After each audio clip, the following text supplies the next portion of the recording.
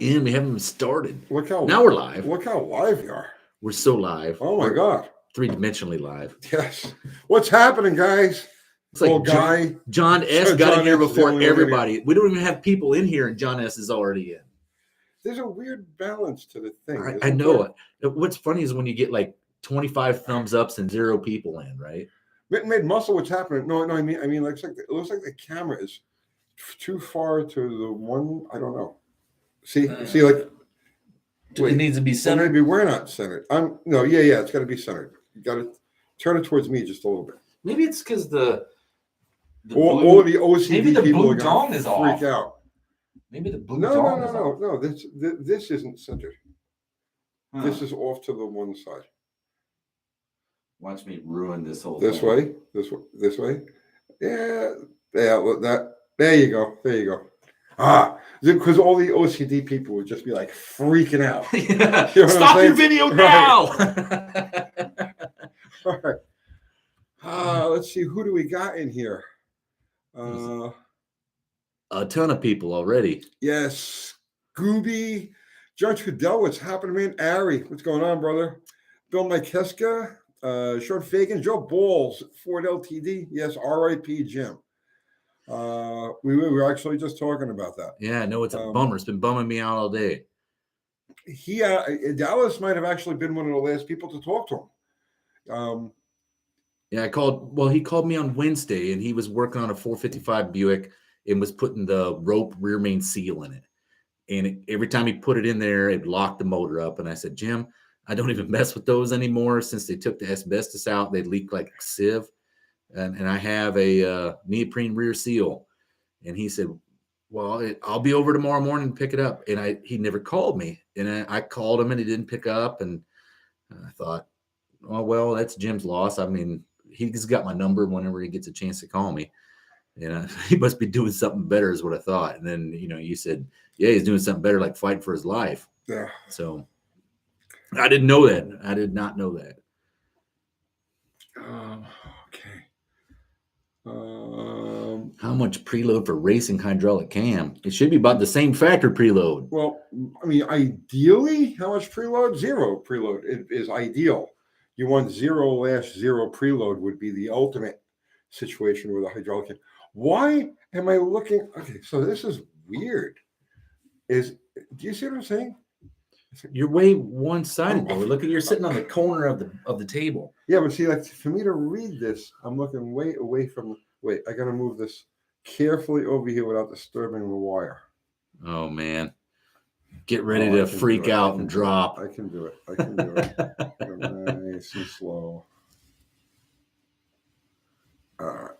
Collab with Billy Lane. That's better. Who's Billy Lane? Motorcycle builder? Yeah. He has a shop over here in Columbia. No way. Yeah. He's right here by us. Everybody's by us. Everybody. He and the guy Mike tells us Mike Wolf from American Pickers. Is that that's the younger guy? Oh, younger. He's the main guy. He's the American Picker, and the other guys is like a sidekick. Right. He has a shop in Columbia. I did not know that. Yeah, this whole region is just exploding with everybody's fleeing the rest of the world and coming to Middle Tennessee. I don't know why. Because we're here. That's probably what it is. Yeah, we're here. Fab Race Mod Repeat. Hello from Northeast Dragway. We have an event there this weekend. Yes, I'm going to be there for a brackets on Saturday. But it's looking like it's going to be chilly and sunny though, so I can live with chilly and sunny. Yeah, I just want some motorcycle weather. Some motorcycle weather. Yeah, I just want to get on a bike I was actually coming up the off ramp road over here, and I was thinking, I remember when Tony did that video over here where he ran out of gas. Let's see. Mr. Will's Dime Breed Garage says, "Rip Jim Bennett. He did a burnout for Bennett on my channel, like everyone did for Burt Reynolds." It's nice of you, Mr. Will. Yeah, that's a good idea. Burn some rubber for Jim. Wheelie King Tony Totally motorcycle there.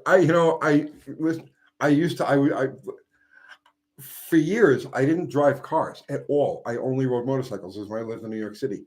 and I rode year round. I didn't care. Ice storm, snowstorm, rain, sleet. It didn't make any difference to me. I'm not the same person I was 20 years ago. I'm like, if it's like 55 with a cloud in the sky, I'm like, no, I want to ride now. I got to get acclimated to it again. I just got to get acclimated. There's a possibility of a sprinkle. Jay Bill here brings up something that I kind of wondered myself. We talked about it like probably 10, 12 lives ago. Whatever happened to the Dennis Collins Coffee Walk Mystery GT350? You remember that Shelby he found that was a drag car? And I think what we did on that video is we said, hey, Collins, or if anybody knows him, give us a call because we might be able to sort it out. And I don't think anybody ever called. So, yeah, a lot of you guys are passing the condolences along about Jim. Yeah, it happens, guys. It happens. Is there any chance that you guys would go to a Cletus McFarland event? I've never been invited. Me myself, I probably wouldn't. But you don't like to travel. I don't like. Yeah, I'm not. But I would say I know that Al would probably definitely go. I know the Junkyard Jet guys would probably definitely go. So I mean, if our channel ever gets an invite for something like that, yeah, we'll be sending somebody. I'm certain the Junkyard Jet guys would be there before you. They would, right? Phone. Exactly. Yeah. Like, hey, would you guys like to come to our? What are you doing next to me? That's exactly how it would be. So that's how I would kind of be. I think it'd be kind of cool to go to a Cletus McFarland event, especially if he provided me a cop car and said beat the crap out of it. Russ Collins. Wow, I haven't heard that name in a long time. The Atchison, Topeka, and Santa Fe. That was a crazy bike, man. Let's see.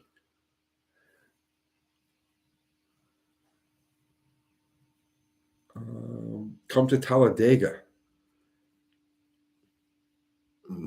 Free seats. I went there in 2002. I've never been to a NASCAR race. Oh, Talladega is the one you got to go to. I've never been to a NASCAR race. When I was younger, because I was single in 2002, I wasn't even dating anyone at that time. Man, I tell you what, it was like Mardi Gras at a NASCAR race. A lot of drinking, a lot of beads flying around. Haggard Hot Rods. My wife has a new client now that had a stroke just after getting and I'm not going to say it, right? You got to be careful. You got to be really careful about the drummer from from Foo Fighters just died, right? Yes. So for all of you who are curious about that thing, that whether okay, I do not know. I don't think so. But if he did, I would say that may have been a contributing factor, because yes, I believe along with you, but we can't talk about that because we want to be able to keep doing this channel. And even like the transcripts of these videos and the transcripts of these lives all get fed through the big censorship computer, and it picks out the words. Yeah, right. The Big Brother's computer. Right. So yeah, we can't talk about things like the boogeyman or the thing. Okay, we don't want to ever say those words. But yes, I agree. That was, if he did, I would say that would be a very likely cause of the problem. Did I make that clear? Ryan Beck says, can I get a shout out, Uncle Tony? Ryan Beck! There you go. Let's see. Jay's Beers says, Uncle Tony, I have a 4-banger turbo. I use Pennzoil Ultra 530 and change the oil every 3K. Is that good to keep the turbo like new? Yeah. The biggest problem with the turbo is after you shut them off, the oil wants to percolate inside the exhaust. It's inside the turbocharger itself. But yeah, you want to keep a clean flow of fresh oil, thin enough to actually work in the. But yeah, the thing that kills turbochargers generally is after you shut them off, the temperature skyrockets, and the turbo is still spinning at like some ungodly RPM, right? So. Scooby, remember freedom of speech. Damn shame it's getting. It'll come back. It'll come back. It'll come back. Well, the funniest thing that I saw today was Elon Musk bought like 9% of Twitter. Right. And now he's the biggest stakeholder in Twitter.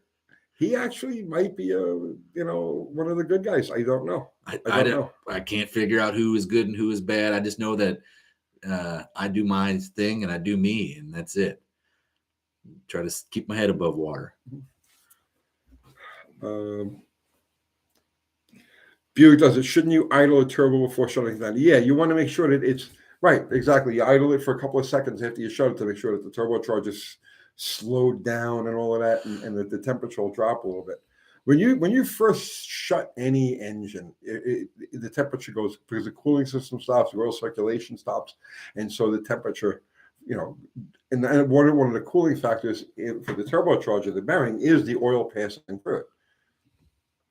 Bear Rose Garage thinks that's the best way to do it. Just me do me, right? I'm doing me. Just do you. And that's what you do. You just do Tony. Yeah, I tried doing Betty White for a while. Doesn't fit. Probably not. No. There's no Lake Placid nearby either. So, Wheelie King 71 says, I actually think Elon is one of the good guys. Pretty down a rabbit hole. Okay. Huh. I mean, it's a distinct possibility. Let's see what happens. Doug Narden, one great quote from The Big Lebowski. That's a movie I know you don't do movies. That's one you probably got to watch. Why? It's great. It's fantastic. The Big Lebowski? The Big Lebowski. It's what's his name? Jeff Bridges in it. And he plays this burned out pothead from like, say, the 70s, 80s. Right. But it's in the 90s. Okay. And I mean, he literally walks around in like a bathroom robe the whole movie and flip flops and stuff. He's working against these nihilists that have kidnapped the Big Lebowski's girlfriend, and they're holding her for ransom. But his name is Jeff Lebowski, the same name as that Big Lebowski guy. Okay. And they're trying to get it out of him, but he doesn't have a pot to piss in. He's like some freaking pothead, right? So it's just a ridiculous movie. It's good, really good. I see the condolences keep coming through about Jim. Yeah, we all feel bad about that. But you know what Jim would want us to do? Jim would want us to talk about cars. You know what I mean? If Jim was here right now, he would want to talk about cars. So I say, let's do that. Let's talk about cars. All right. So Dave Crow says, I have a big block Chevy 4290 bore. One cylinder needs a sleeve. Can I run an aluminum head that takes a 4540 head gasket? Okay. Or will that? Why should it be an issue with the sleeve? All right. The sleeve is captured in there by like an epoxy, and it has a step that it sits at on the bottom. But I think you're probably good for erring on the side of caution on this, because there's nothing capturing it at the top. If you have that big bore like that, the fire ring is outside that sleeve. Right. That's the issue. Right. He's afraid that the sleeve will come out. Man. That's a good question, Dave. I would really have to think about that. I would see what your machinist recommends on that, because I would just be like you. I'd be very pessimistic about it. The difference is, let's see, 250,000. So it's a quarter inch. So it'd be an 1/8 inch on each side. Yeah, an 1/8 inch on each side. So that's 125,000. Right. So is there 125,000 gap between the cylinder wall and the inside part of the firing? Oh, you know what? There's an easy way to fix that. Well, not so easy, but O-ring copper head gaskets and O-ring it. Yeah. Bam, put some fire rings in there. Or just order a set of gaskets that fit. I mean, you can call Cometic or any of the gasket manufacturers, and you could probably find something that will fit both. Danny Highland, 355 or 383, drop pan on 354 bolt Legos. All right, so he scattered his motor. So is he going to go 355 or 383? What are you using it for? The 383 is a great tow motor. I think that's kind of a great all-around street motor, as long as you don't go big cam and try to rev it to the moon. I mean, they will rev, but man, they make, just like Tony said, they make good mid-range grunt that they're great for towing. Jay Russell Fitch says, as long as it's frozen before the sleeve is installed, it'll never come out. Okay. 74 Charger, is the ballast resistor supposed to be bypassed during starting? Yeah, that's the whole point of this, the start circuit on the Chryslers or on any of them. The whole purpose of the start circuit is to bypass the ballast resistor. All right. Bear Rose Garage says, I found out today that an E350 tranny mount crossmember will fit in a 58 Ford Fairlane. There's some trivia for you. An E354 tranny mount crossmember will fit in a 58 Ford Fairlane. Have you seen his project for the No Name Nationals? He's got that 58 Fairlane. Yeah. He's putting a big block in it, but he took it out of a motorhome. It's out of like an 87 motorhome. Right, that he pulled the motor and tranny out of and put it in this 58 Fairlane. And apparently he's trying to use the cross member out of that E350 and it fit like a glove. But that's the way to go. That's the way to go. You know? Save as much as you can. Yeah, Paul Sims is happy to see me here. Yeah, well, no problem, Paul. I'm trying to be here every Wednesday. Sometimes things conflict. Let's see. Everybody's saying hi to Andy. Oh, Andy Wood? There he is. Andy Wood. The Andy Wood has stepped into the house. All rise. Man, when is the next Dino session? When is it going to be? This weekend? Probably. I don't know. Andy, when are you going to hit the dyno again with that crazy motor you have? Big giant motor. The thing does look huge, right? It looks huge. It's beautiful. It is gorgeous. Beautiful. Okay, Fubar just put the link up for the AHRA, the American Hot Rod Association. Yeah, go there, buy a membership, buy some merch. Go there and send me an email and that tells me, what to do tomorrow. J. Bill, Toyota Corolla coming this year with a 1.6 liter, 300 horsepower, 3-cylinder turbo. That's a lot. If you think about it, right, for a 1.6 3-cylinder motor. Yeah, and I think that turbo has a lot to do with it. Well, yeah. And most likely direct injection. Probably makes about 11 foot-pounds of torque. That's got to be on the edge. That's got to be on the edge.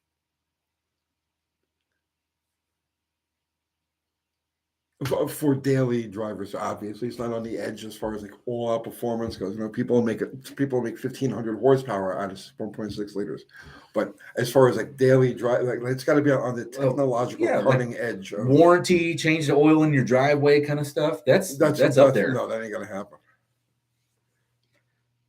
Yeah, I bet you're right. I bet you it has mandatory oil changes at the dealer. It's going to have mandatory and crazy sealed everything. Buy a new motor if the O-ring goes bad, kind of stuff. What's the static compression on that Corolla? I remember a few years ago, was it Mazda was messing around with like 14-to-1 compression on the street on a 4-cylinder? 14-to-1. And what they were doing was controlling the pulses of the injector. Since it's direct injection, they had like 5 injection pulses per cycle.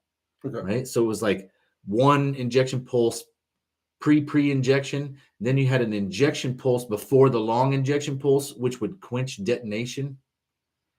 There was some serious thought and engineering put into the thing. It was pretty neat. And then there was 2 smaller pulses afterwards, after the ignition had occurred, that continued the burn, and so it didn't even have to have a cat. Okay. Right? It was so neat. Grady's Garage. How much horsepower can rubber motor mounts handle? It depends. Some of them are captured. So you got rubber, and they're captured on either side, like the Dodge truck mounts. And some of them are like vulcanized. They're all vulcanized, but right. Well, I guess I don't know what you would call it. They're just sandwiched. right? Yeah, with like floating mounts and stuff like that. Every Buick is like that, and it's not so much the matter of horsepower; it's the torque. The torque just rips them in half. Especially the small block ones were really bad about it. We used to just the easy, cheap way to use to screw with those things used to be you drill down through the center of them, and you countersink both ends, and then you put a countersunk bolt on one side, and on the other side you take a nut like a nylock nut and run it down as far as you could into that countersink, and then cut the head off is where it clears the block, right? Okay. And you just grind it down to where it clears the block. But that would keep them from ripping in half. It would make it almost like a solid motor mount, but with weight on it, it wouldn't be so all against the bolt, right? I mean, or a simple chain Yeah, torque strap or something like that. What I found on the okay, so if you're doing a big block Mopar in a B body, a 440 in a B body, right? The links, I guess you could do it with a low deck also, but the links that they used for the transmission braces on a small block, like from a 318 or a 360 to a 727 904, those links, well, you could use. I've done this a number of times. You can use those links to mount the front header bolt on the driver's side to the K-frame. Now you have to do a little bending of it and so on and so forth, but you could bolt it actually from the header to the K-frame, and that's keeps it from snapping them or tearing them up. What is the wrist pin size on like a 383? Do you know off the top of your head? 103. Is it really? Yeah. Okay. That got me thinking. Now my wheels are turning. Wait a minute. No. Hemi is 103. 383 is 106. The Hemi's got a smaller wrist pin. Really? Yeah. I never figured that would have happened.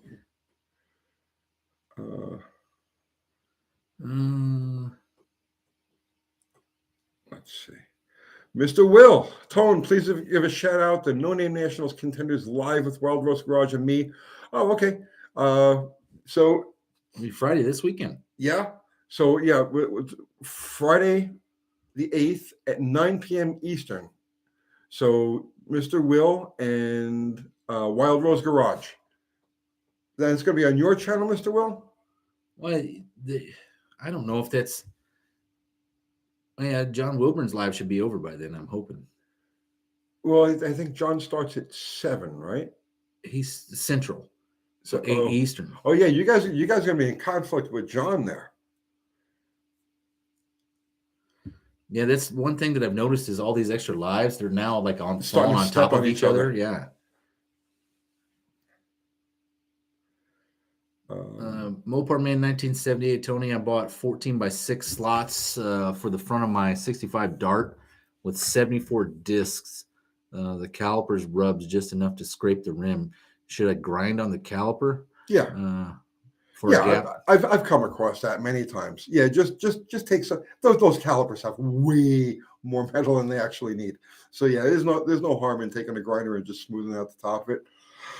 I've done that numerous times. Brian Maynard says, "Evening, gents, from cloudy, rainy Michigan." Well, it's cloudy and rainy. It's cloudy and rainy here in Tennessee. Except for it was like 75 degrees and like muggy as crap at like noon, and then by like 2 o'clock it was like 50. Well, I went out this morning to Jim's. I shot that little video, and it was as I was coming home. The sun came out. Right. It went up like 75 degrees. Right. I got the window down. Like, I got to get home. Just get on a bike for a little while. You know what I mean? And by the time you got here, it was raining again. The temperature dropped 20 degrees and the rain came. It's in Middle Tennessee in April. It's just like, it's crazy. So I'll tell you how crazy it was for me today. I woke up this morning and I'm like, go out and do my normal thing. I actually have a dental appointment at like 10:30. So as I got home from the dental appointment was right when the sun came out, right? And I'm like, oh man, it's gonna be a nice day. So it was glorious for a minute. I opened up the garage door, and it was so cold in the garage that I came back outside like an hour later, and it already cooled off, and it started sprinkling, and it had collected water all over the garage floor. I mean, it was like literally like you had just dumped water on the floor. Everything was wet because the floor in the garage was cool, and it was so hot and humid, warm and humid. It was so ridiculous today. I'm sure there's going to be some serious tornadoes somewhere with those temperature differences. Uh, what is it? Stoic Steel says the highways are closed in my area due to high wind. Where's your area? That sounds rough.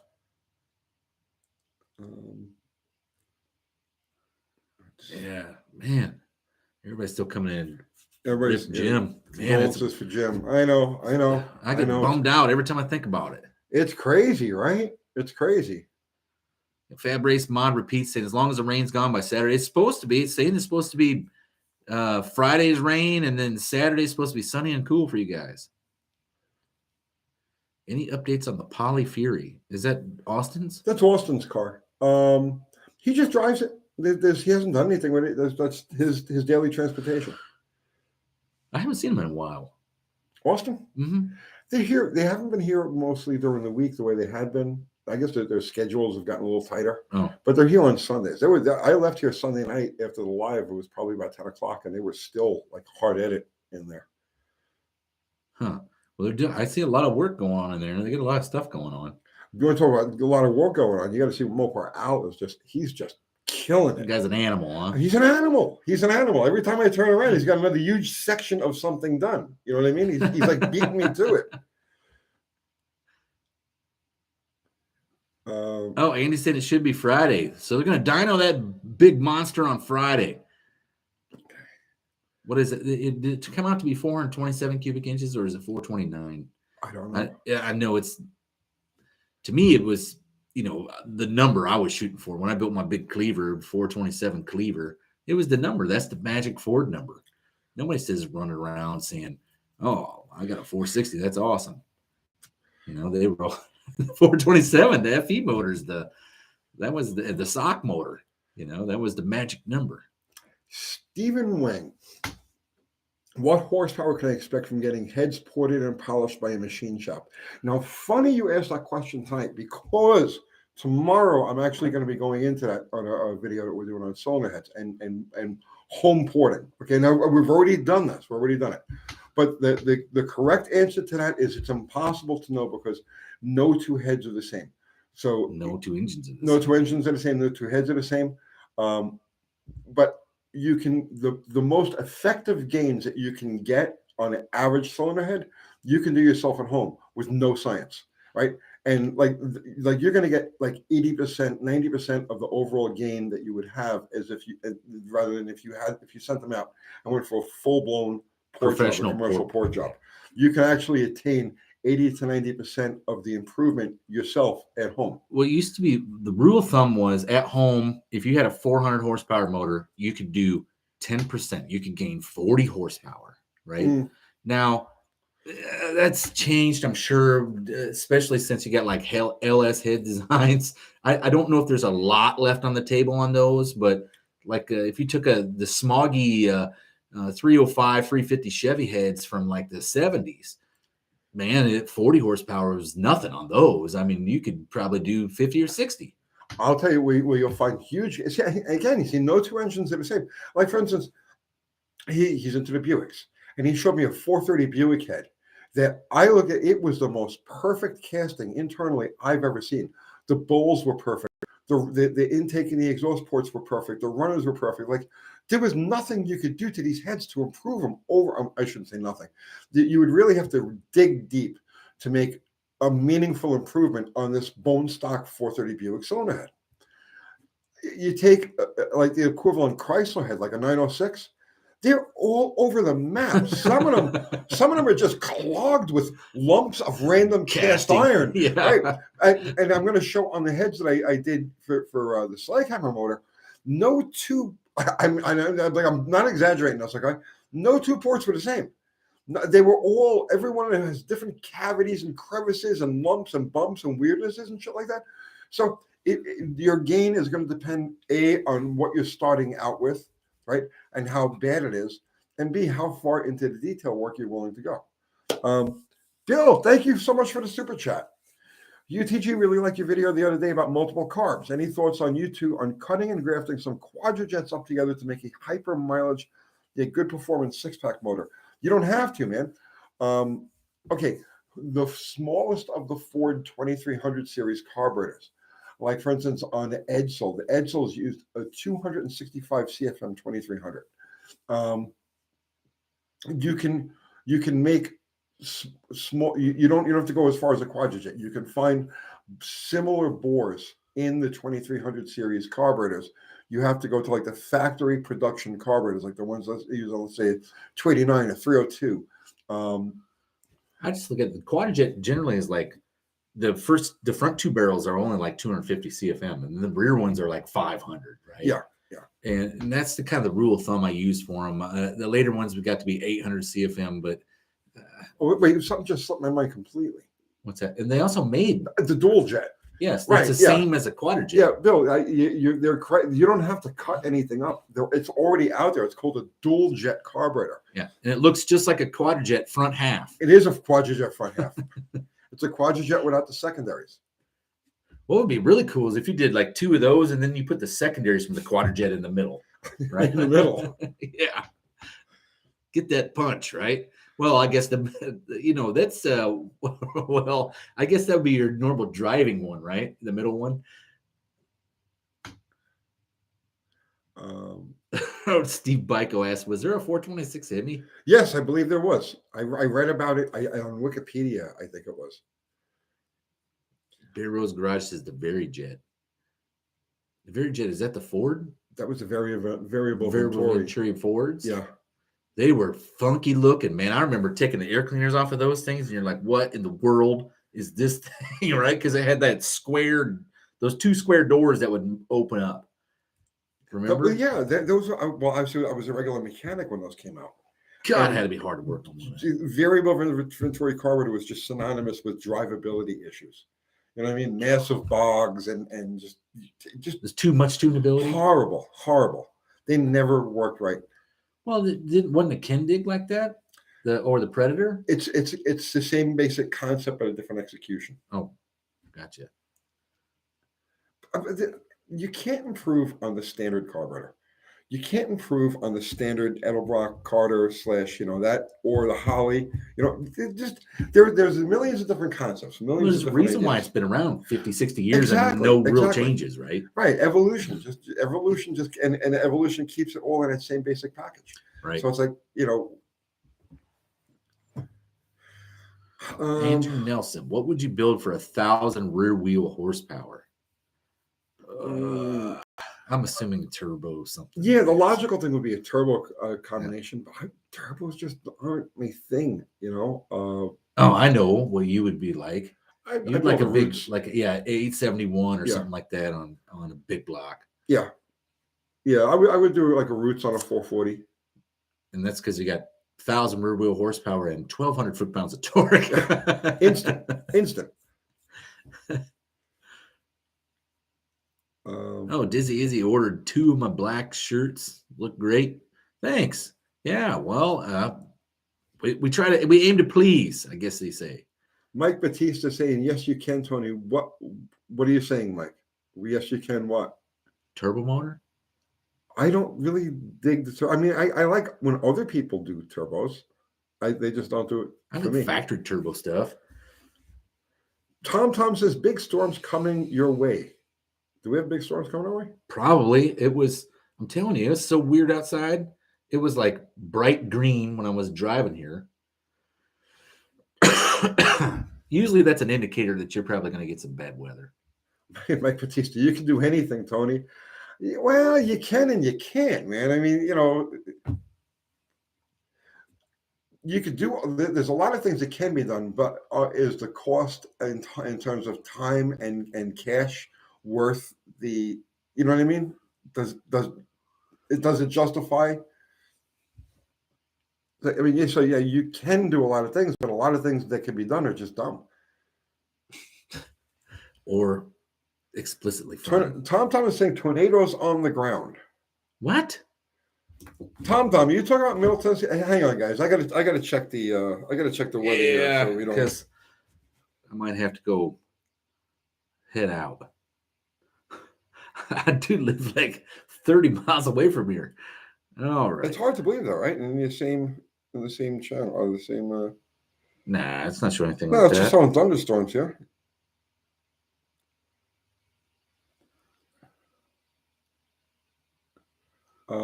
Everybody's saying, "Be safe, guys." Yeah, we're safe. Well, I don't know that yet. I don't know that yet here. Here, you keep doing this. I'm I'm going to sure check Kathy out. should be able to look it up, right? Well, here's the easiest way to do it. We got a guy. If you guys are in the southern area, the mid South, right? There's a guy named Ryan Hall. He has a channel called Ryan Hall Y'all, and this guy, he's a weather guy. Like he just lives the weather, and he. Oh, okay. Kathy's saying it looks okay here. Oh, okay. All right. Well, then we don't have to bother. All right. So at any rate, yeah, I was going to check Ryan Hall, y'all. Well, Partington says, "Would you say a sleeve Vega 2.3 is better than an Iron Duke?" No. Iron Duke's the 2.5, right? Yeah. Well, the Iron Duke was an iron motor. Yeah, the reason why they did that is because that aluminum piece of junk was losing sleeves, right? Right. And where would you even find a Vega motor anymore? I mean, like they're really extinct. They're just gone. Oh, okay. Kathy's saying, don't worry. I tell you, if we were going to get blown away, it's her job. That is her job. Thank you. Man, see, that's what Super Kathy's all. Well, it's actually not even Super Kathy. It's Ultra Kathy. Ultra well, Kathy. Isn't there something beyond that now? Well, you had Uncle Kathy, which evolved into Ultra Kathy, and I call her Super Cup. Oh, Super around the Cup. house. I call her Super Cub around the house, but I call her either Uncle or Ultra Kathy. Or Beyond Kathy. That's a good one. The next step of Kathy. Yeah, of evolution. Right, the evolution of right. SRP, great channel, Ryan Holyoke. Yeah, seriously, he's really good. And what I like about him is how dedicated he is. Like when you get these storm systems come in, and he's like, most weather guys are going to be on there for like 20 minutes, a half hour to give you updates. This son of a bitch will sit there for 20 hours straight and never shut up. And he's always like, pointing out, oh, this is happening here, and this is a disaster, and oh, you're all going to die right here in the circle, and then this wave comes in, and he never ever stops. The guy's just absolutely amazing. Ball of fire. Hook, Line, and Fishing says, Dallas, you need to do the 300. And if you don't know what he's talking about, I did a video the other day called What If? And this thing blew up all over the internet. But there was a lot of guys came up there and said, hey, you should do it live and panhandle for some parts to build that. What I did is I swapped a Buick 350 head that's not supposed to fit on a 300 onto a 300. And it does, most of the stuff does line up. And I think it's just as simple as offset rocker arms and maybe some offset lifters. But it seems like there's a lot of interest in it. There was like 7,500 views on that dang thing, which in turn pushed me up kind of pretty high over to the what do you need, 4,000 watch hours before you get monetized? And now I got my watch hours. I just don't have the subs. Yeah, if you guys haven't subbed to Mr. Rogers' Neighborhood, go over there and do it now. Ultimate Kathy. Yeah, be very appreciated. Super ultra explodatious Kathy, huh? Explodocious. Dalton Peterson, $2. Thank you, sir. How much would you pay for 401 or 425 nailhead core? Ooh. 401, $500 to $700. 425 is going to get you some good money. They're probably like $1,500 to $2,000 for a core. Yeah, you got, not only do you have to fight the hardcore Buick guys, but you got to fight like the street rod guys too. That's the big one because they love those motors. Show up with the cash, right? Yeah, you're gonna pay a lot of. I think you're being really conservative. You think so? You think it might be $3,000 or more? Yeah. That 401 was at the junkyard not too long ago. Remember I told you about it, right? And it's like those pop up every now and then in the junkyard still because they ran all the way through 66, but 425, that was like an option. You had to have generally a performance car like a Wildcat or a Riviera to get a 425. Man, they're just not that easy to come by. And then most of them were dual quad setups on the 425. And I could see them like the dual quads disappearing quickly and then the motors filling with water at the junkyard. Yep. So,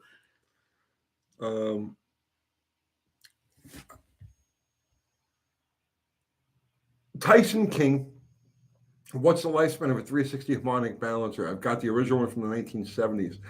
As long as take a look at it, as long as the rubber isn't swollen or like, coming out, because remember you got the hub, right? And then you have the inertia ring that goes around the outside of it, and in between there's that elastomer. It's like it's a rubber, okay? And as long as that rubber looks like it's intact and it's not swollen and it's not like coming out, you're fine. I mean, there's no way to tell what the actual lifespan is. I tell you that oil soaking kills them. If you got like a front seal leak, or that's what kills those dampers. Oh, because the rubber breaks down. Yeah. Ari says there's one sitting in my shop covered in dust and cat hair. 425. Man, where's Ari live at? I mean, is that worth it? He's in California. Man, can we do the UTG shop chain like we were going to do for that Vega for this 425? I'll tear it apart. We'll build it. And I'll even put it in something cool. The coolest thing about the nail head, and I don't know if I may have told you this, it has the same bore spacing as a 455. Right. They all came with steel cranks. So you get a nail head crank, weld the mains, drop it in a 455, and you can de-stroke or stroke a 455. Interesting. Smoky Ram, Tony, have you ever made your own Pimp juice back in your street racing days?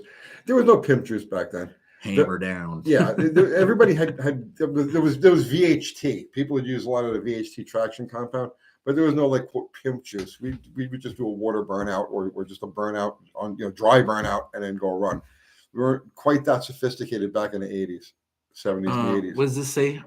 Picris Burton, Tony and Dallas, Buick 215 swap Chevy Vega. Enough said. And there, it's interesting enough that you bring that up. There was quite a few of those when the 2.3 Vegas were puking. That was the big thing to do, and then it became the small block Chevy. I'd love to do something like that. I want to find a small car to put it in. Doug Narden asked, did Buick have a Hemi head experimental engine like Olds did in the 60s? Buick had a turbocharged nail head that was like, do you remember that one? The turbocharged 425? No, but I'm thinking they actually did have a Hemi. I don't think Buick had a Hemi. They had their experimental motor. I don't think they did. They might have. That might be something worth looking into. I'm picturing one, and I'm thinking this is something I've seen in like a 1960s issue of Hot Rod, maybe early 60s, early to middle 60s, 62, 3, 4. And I'm picturing it as having it looked like a very downsized Hemi valve cover. So in other words, like it wasn't as normal looking as like Ardenish. Yes, Ardenish. Yeah, but it could just be something I'm just imagining. I don't know. I've seen so much stuff. I remember the turbocharged nailhead was the killer, right? Because that was the nail in the coffin for the experimental Buick stuff that I remember, and that's because it was like it wasn't a god-awful amount of horsepower. It might have been like 460 horsepower, but it was like some stupid torque number, like 900 foot-pounds. Abel D, thoughts on the latest theory that gasoline is evaporating quicker nowadays? We talked about this. Yeah, it's not a theory. It's real. Gasoline absolutely evaporates faster these days. What? Bear Rose says there's a bunch of nailheads in the junkyards here in southeast Idaho, but most are from the 50s. Only a handful from the 60s. I mean, see, I could see that. I mean, Idaho is one of those places that's just so off the beaten right. path. It just gets like right dropped off and it stays there. They want me to put a Buick 455 in your Roadrunner. Yeah, right away. Levi, thank you, man. Tony Dallas, what's up? We are currently at 264 subs. So excited for No Name Nationals. Waiting on parts to take my Laguna to the track Sunday morning. Parts coming Saturday possible. Excellent. Oh, that's Levi's backyard. Yes, thank you for the super chat, Levi. Yeah, get over there and sub to Levi's if you haven't subbed to him already. He's actually doing some really cool stuff. He's got that ramp truck and that Laguna S3 that he's working on. And like I said before, what's wrong with ramp truck, right? It's like ramp trucks are gorgeous. But Laguna S3 is my favorite colonnade body. Oh, you can't be. They're beautiful. The front end was just great on them. But we have a bunch of guys who are looking for subs for the No Name Nationals. And as we say every Wednesday night, this is the time. If you want to solicit for subs, do it now. Just tell people what you got on your channel, how many subs you need, and get some eyes on your channel. And usually Fubar, if he's with us, and he's almost always with us, he'll put a link to your channel so people can go check it out. Sid Ryder says, who did better with the 455 Buick or Olds? Buick. And out of all those, yeah, I would say, well, it's a Danny Boy. Well, so I'm going to go out on a limb and say Buick probably did it better, but Pontiac did a good one too. Theirs would rev. Theirs would pull. Yeah. I would say Buick did the better 455. Not that the old 450, there's anything wrong with the old 455. They used to eat bearings because they got this huge main journal. And you need a lot of oil to oil a huge main journal. The 425 Olds was a killer motor.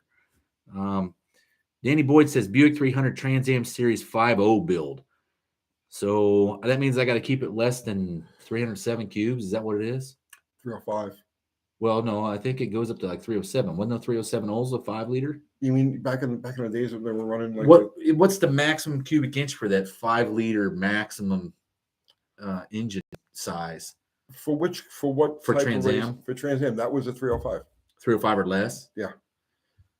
Had to be 305 or less.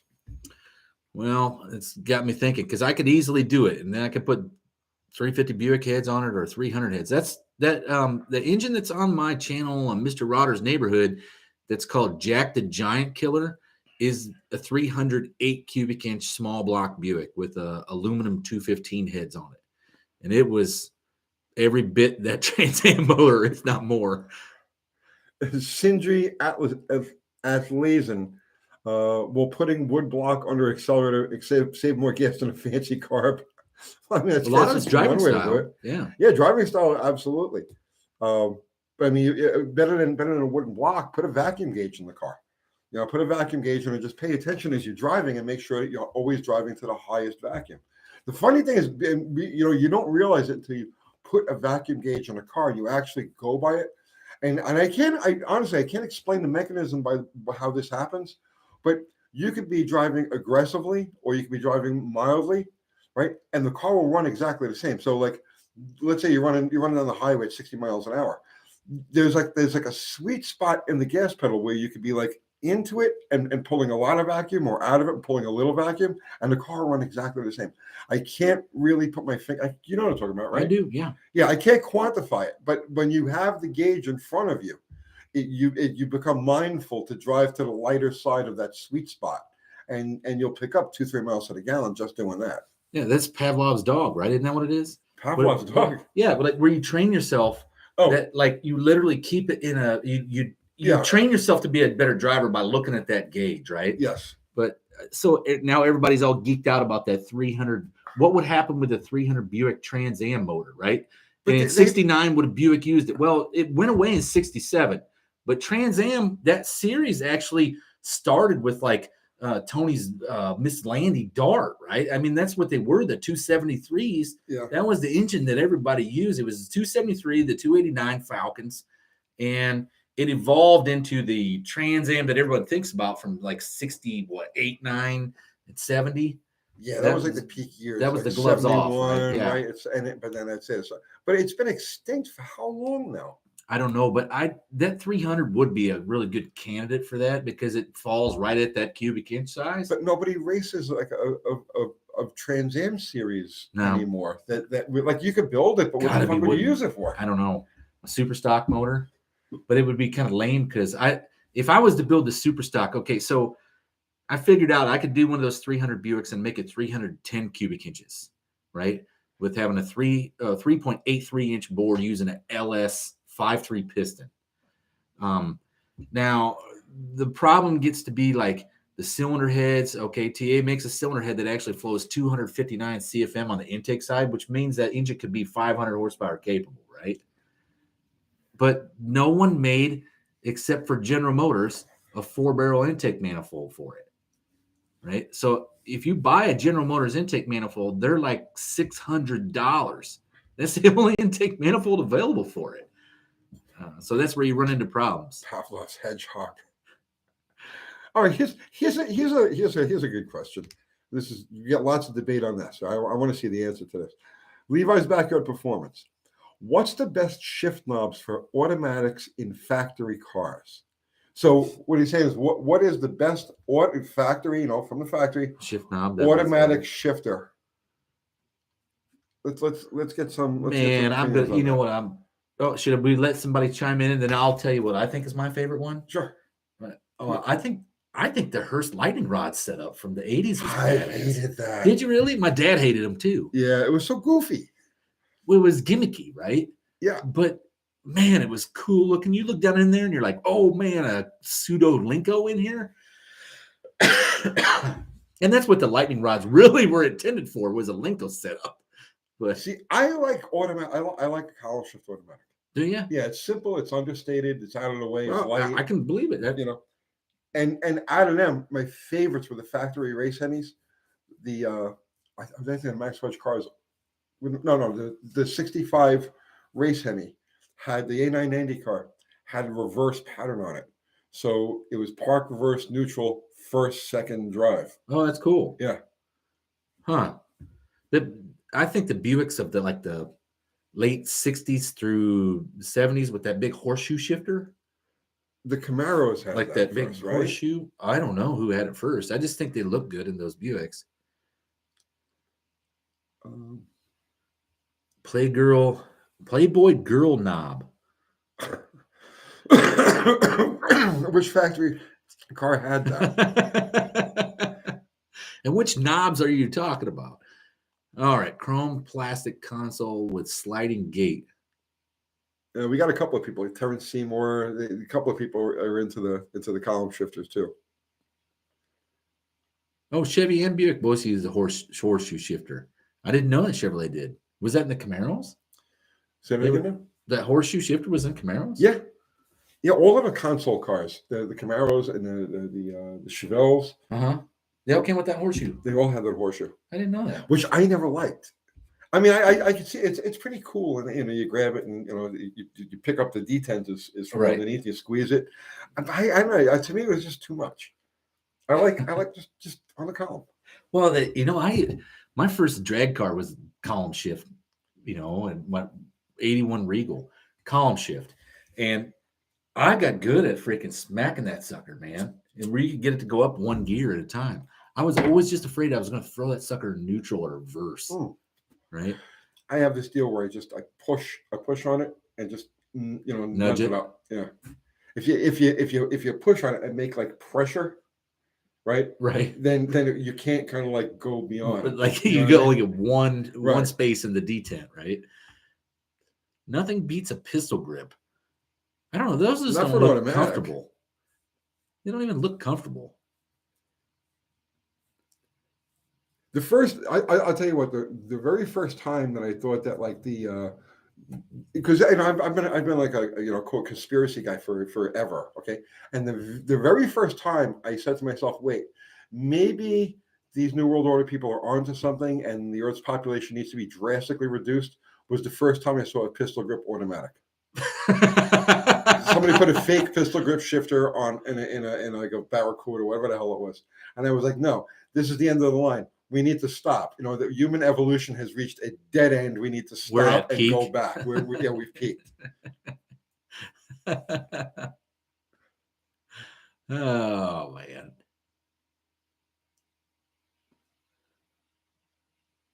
Wheelie King says this, from a straight line performance standpoint, it's hard to beat a slapstick. They're okay. I just never felt that it was that important to like slam around an automatic shifter. You know what I mean? It's like slamming things is for manuals, right?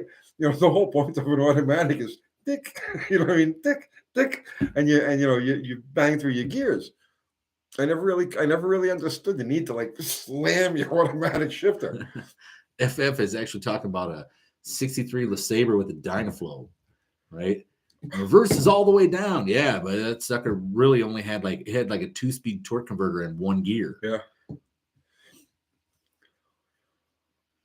46RH. Any issues with 46RH trans? I don't know what that one is. I'm not I'm not the guy to answer that. Somebody else has probably got a good answer for you on that. Zoom says Hearst T handle in the sun, hand branded. Yeah, I could believe that. There was a lot of guys running around with a Hearst blister on their hand, especially if you lived in like the Southwest.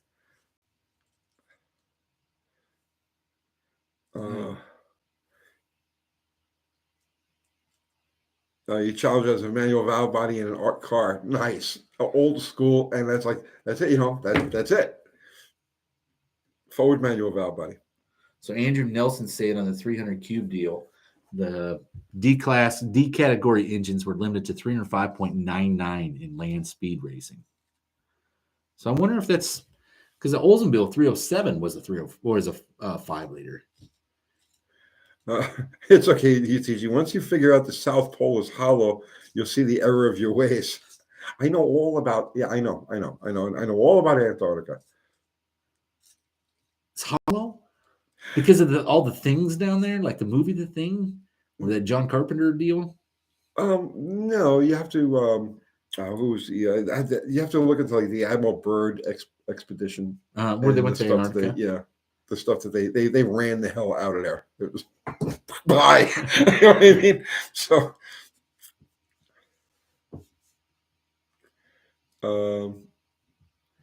Steve Byko says, I don't need no stinking lightning shifters. All right. So New City Carpet says, guys, my clutch groans when it comes up to temperature and pedal pressure slightly increases as well. What's up with that? It's the I'll almost guarantee throb bearing. Well, no, the groaning. You know what that is? The collar is cracked on the throb bearing. The release the you know the bearing cover, and then you got the shaft that it slides on. Right. Crack on that. On the shaft. On the shaft. Oh. It's cracked, so it's expanded a little bit. So as the throw-up bearing slides back and forth on it, it starts groans. Binding. Yeah. Huh. It vibrates the crack. Oh. You see what I'm saying? Because it cracks, so it expands slightly. It grabs the throw-up bearing, but not enough to bind up the spring. And as the throw-up bearing goes back and forth on the shaft, it groans. Oh, wow. I know that sound. I've done it. Is that usually from like 2-3 shift? Cracked retainer cover. Admiral Byrd, yes. He was like, get me the hell out of here. Let's see. The shifter knob on my dad's 1941 Farmall was my favorite. It was shaped like a light bulb. Oh, that's kind of cool. Is a clutch fan worth it on a moderate engine build? Yeah. Yes, absolutely. You know, that's probably something that would be a cool video if somebody had a dyno. It's been done. Done. Yeah. Because those things really don't draw a lot of power, especially when it's like they're uncoupled, right? When they're not locked up. They don't draw that much power at all. When they lock up, they do.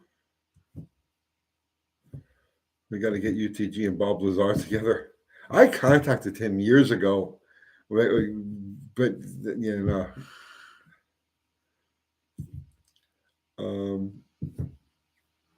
Hook, Line, and Fishing says he loved his 455 Olds. Does have the biggest stroke of any production engine, 4 1/4 inch stroke. That's a lot of stroke. That is a lot of stroke. It's the same as the Slant 6. Oh, really? Yeah, they're 225.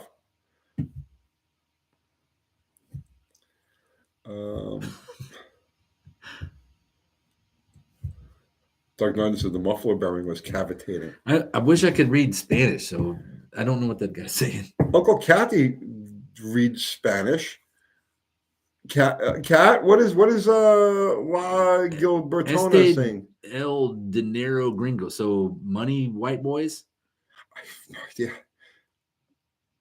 I'm hardly white. Look at me. That's white. I'm off white. I'm pink. You're so Caucasian. Yeah, I usually get like sunburnt walking in front of a lamp.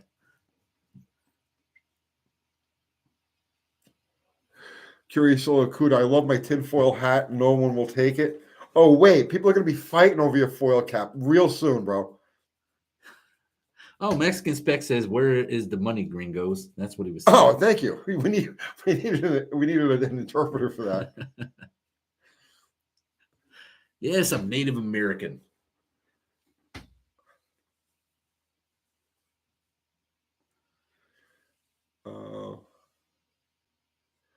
Big Motorhead. Would a stock 350 Chevy get better gas mileage with an aftermarket dual plane intake quadrijet and headers with dual exhaust as long as you drive it easy? Yes. Yes. As long as you want a small runner intake manifold, a dual plane intake. And quadrijet is a great carburetor for that. Headers are always a bonus. Yeah, definitely. You could pick up several miles to the gallon with that as long as you drive it easy. Who is Bob Lazar? Oh God, Bob Lazar is a guy who claims, and I believe him. I don't doubt him, but for official reasons, for official purposes, he claims to have worked at Area 51 and back engineered alien technology. Oh, really? So he knows the whole deal about how they run. I'm a sort of ginger. I have blonde hair, but it really looks red, especially when it's short. Well, actually, when it's longer too. So I'm kind of ginger. Yes, Element 115. So that guy supposedly said he worked there, huh? Oh, I believe him. The only thing I've ever seen at Area 51 is like, you ever see the Indiana Jones movie where he goes to Area 51?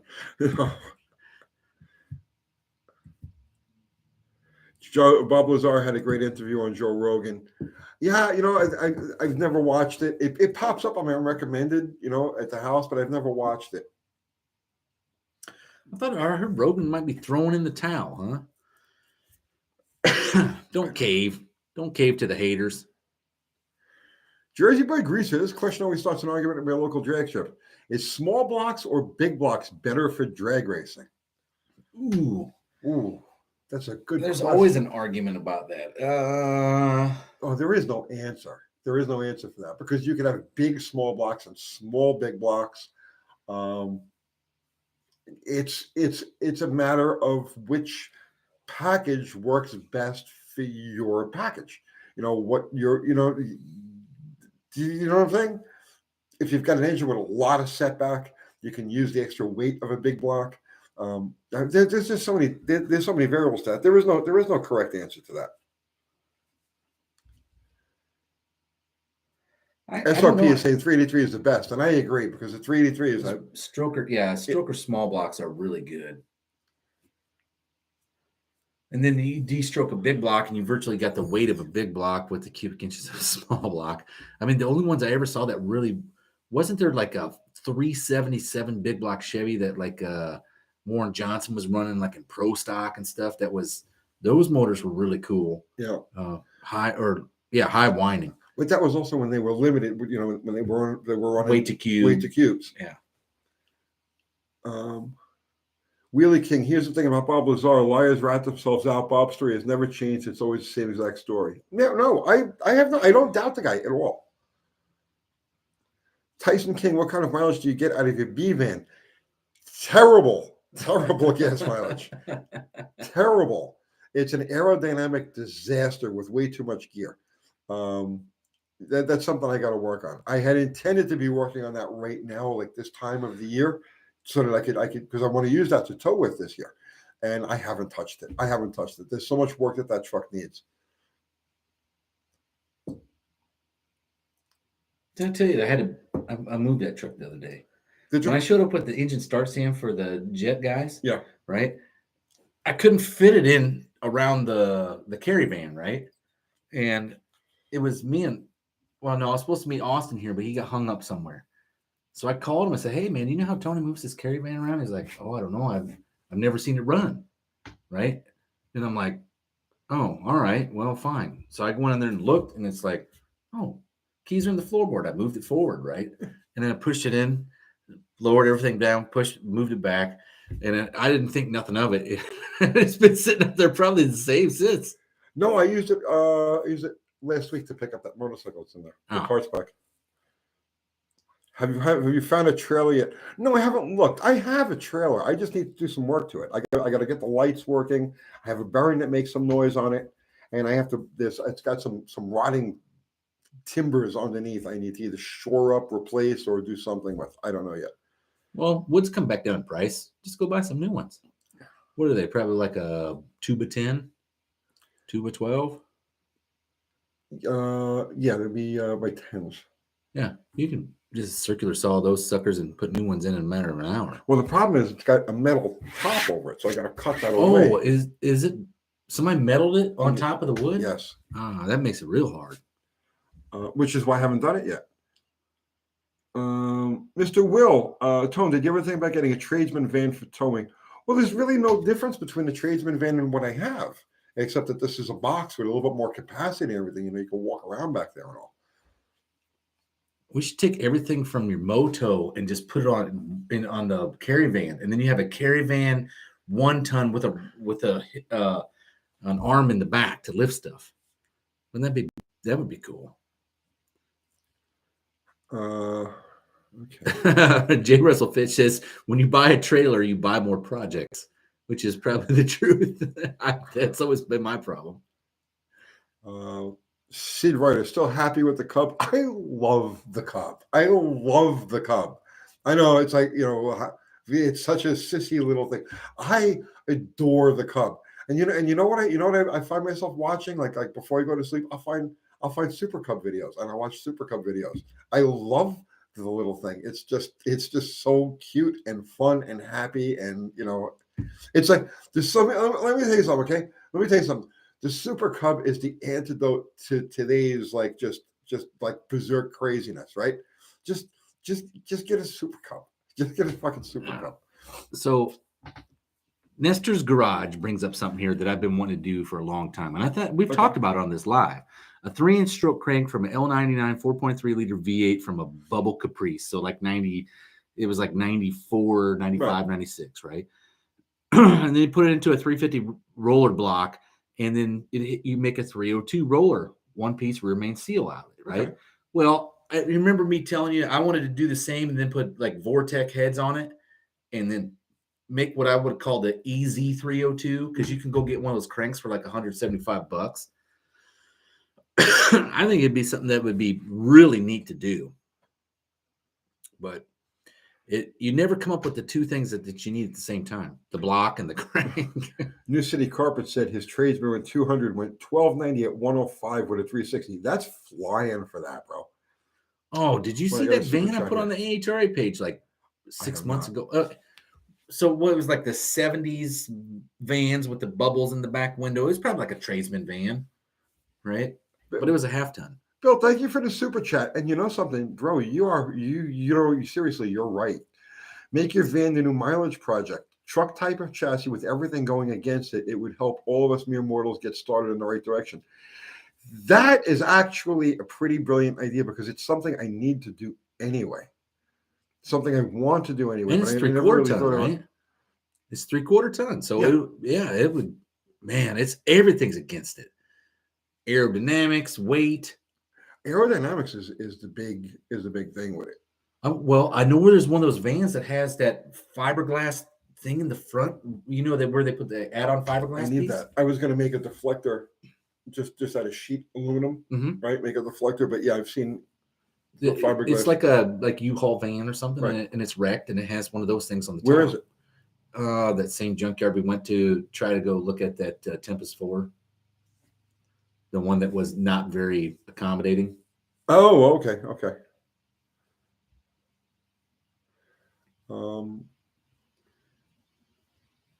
Let's see.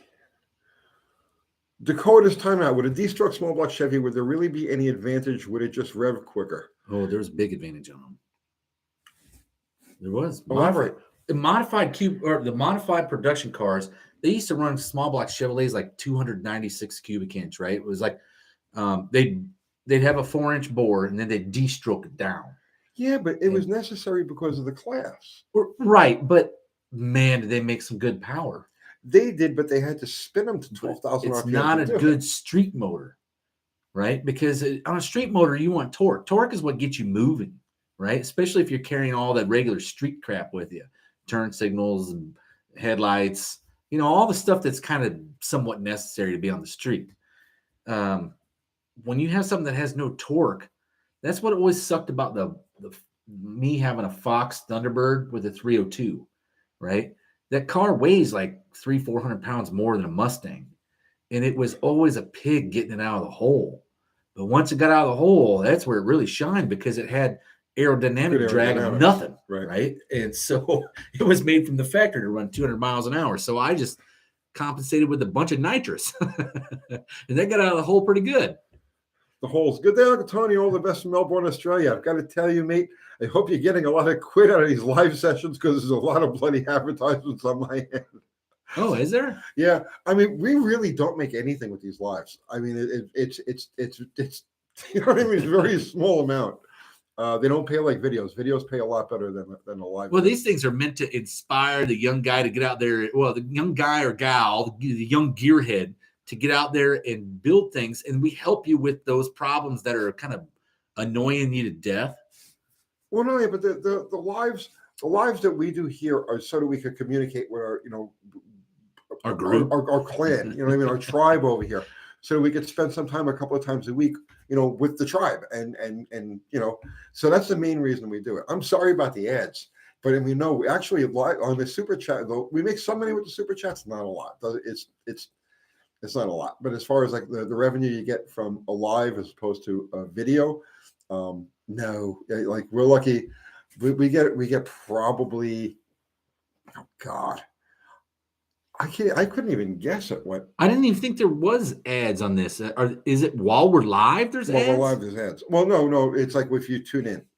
Oh, if you tune in. Okay. John Wilburn threw something up here. So he and I are doing a live this Friday, right? Okay. I'm actually going to be on the road, so I'm going to try to tune in from my phone. We're going to see how this works. We'll announce a sponsor for the No Name Nationals live on Friday, 7 p.m. Central on my channel. Dallas and I, surprise guest, will be there. And we've already worked out the details and all of the hang-ups. And it's a done deal. It's happening. No Name Nationals has a sponsor. Has its first sponsor. Mr. Will, thank you for the super chat. Tone, which 50 small parts came with dual quads, especially Plymouths? In 1958, Polyhead. That was a dual quad motor. DeSoto had a dual quad motor. Dodge had a dual. They all had dual quad motors. The most prominent were the Chryslers, like the Chrysler 300s. They had, but all of the Chrysler cars from the 50s, I'll say all of them, all of the divisions had dual quad combinations. Huh. The Plymouth was the only the Polyhead. The Christine car was the Plymouth, right? The 58 Plymouth? 58 Plymouth. Oh, we got another super chat. Talk about the dude for your next pouch of bugler. Thank you, sir. Uh-oh. Just click it's stuck. How do I make it go away? No, just click on it.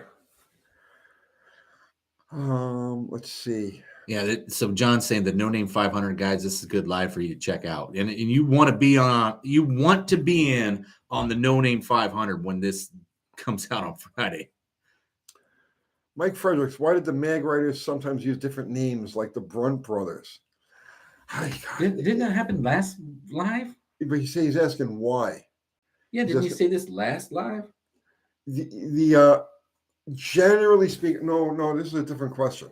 Generally speaking, what happened was somebody, Cliff Gromer, would be on the payroll, right? Paid as an editor/writer. So if he wanted to make extra money, he would make up a name and submit the story under that name. So it didn't look like he was getting paid for every story in a freaking magazine. And that's where that came from. Oh, he a different pen name. Yeah. Well, not just pen name. Like he'd go and open a bank account in that name so that when they paid him, he could cash it. Right. Oh, wow. But that was in a day when it was very easy to do.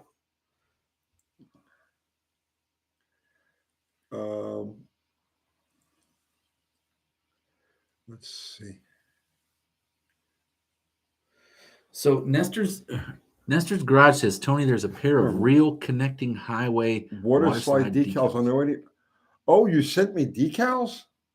Water slide decals even. Oh, they're real? Are they the NHRA style ones? Huh. I'm going to have to check the mail on that. Well, thank you. That's what goes on slag hammer. On the quarter windows, right? No, that's I put that on my Roadrunner at the house. That's something something you want to, you know what I mean? You don't want to just like, that has to go into a place of honor.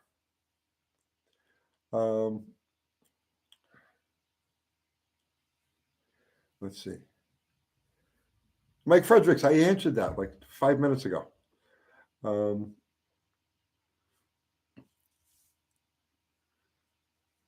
Tony, you have that pic you got in the mail. Did you show that? No, I'll show that on the Sunday. I'll show that on the Sunday show. Somebody sent me a bunch of pictures, but we'll do it on Sunday. Oh, from street racing? No. I don't want to spoil it. It's pretty cool. It's artistic. Oh, okay. It's artistic.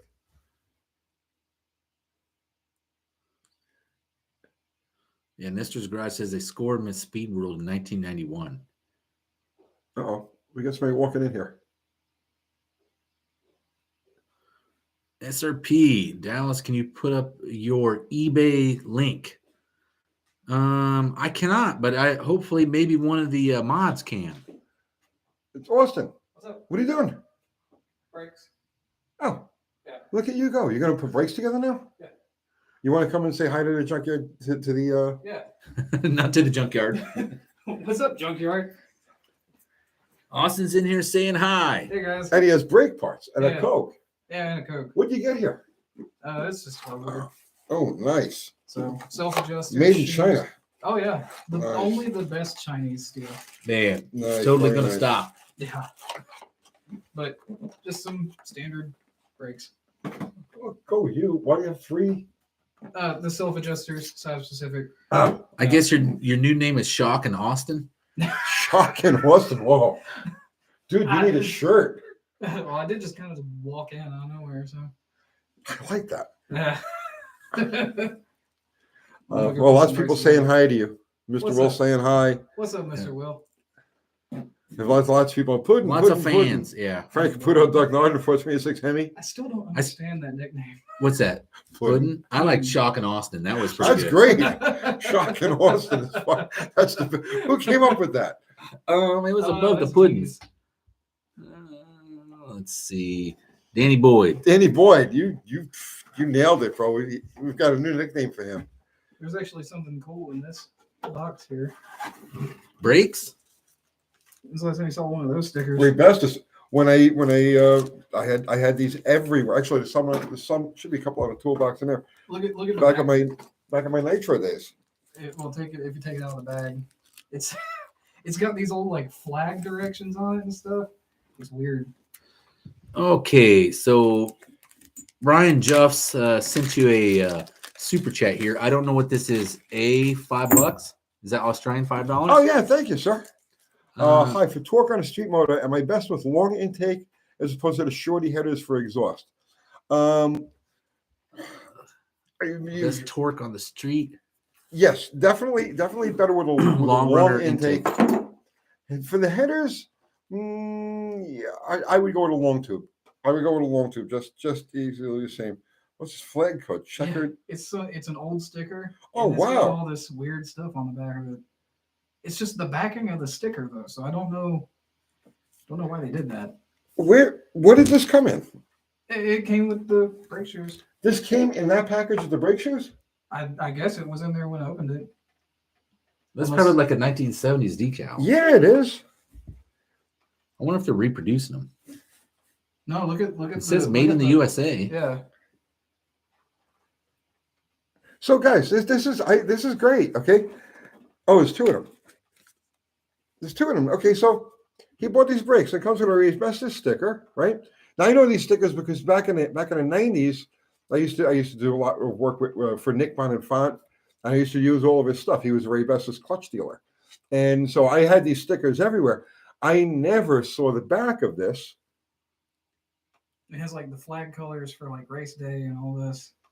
I don't know. They were in the box, so. And it's properly yellowed. I mean, that's a 40 to 50-year-old sticker. I don't know if that's a legit old sticker or just a reproduction, Well, it but says that's USA really on it. good. This is Well, legit. I mean, you can print whatever you want on there, right? Yeah. Well, look at the fade. Yeah, the that's fade, I yeah. can't That's crazy. believe there would be a 50-year-old Ray Bestis sticker in a Ray Bestis brakes from today. Somebody was loading the box, and this was like out of something they had. Kathy says she's making a I'm Shock making and a Austin Shock shirt and right Austin now. shirt Oh, now. Lord. But yeah, it's just something neat. Tony's Hot Rod Garage, those are old school. That's old school enough that I've never seen it. I bet you when they moved, like, you know, because they probably moved from one warehouse to another or whatever happened to be, they probably found this mountain of stickers. Yeah. That were left over from the old days, and they said, "Oh, you put these in the boxes." Right, and because nobody buys shoes anymore. that is so cool. And the box wasn't sealed up, so I mean, we just open it, throw them in there. Okay, Ryan Rink asks, my 64 Dart shoots gas out of the filler neck in hard corners. How do I stop that? You're putting too much gas in it. I mean, mine does the same thing. You know, like if you fill it, your first time you fill, you got to stop at the first click, right? If you fill it up past that, every time you make a right turn, gas comes out of the left side. So you got to get it down to where it's like just not up in the filler neck. The thing with the reason you get that with those cars is because here's the top of the tank, and the filler neck comes in under the top of the tank. So you've actually got to burn down about 4 gallons of gas before the filler neck isn't submerged all the time. Well, I'm gonna go put brakes together. I'll be here. All right, I'll see y'all. Gary's saying there's no baffle in the repro gas tanks. There's no baffle in the original gas tanks.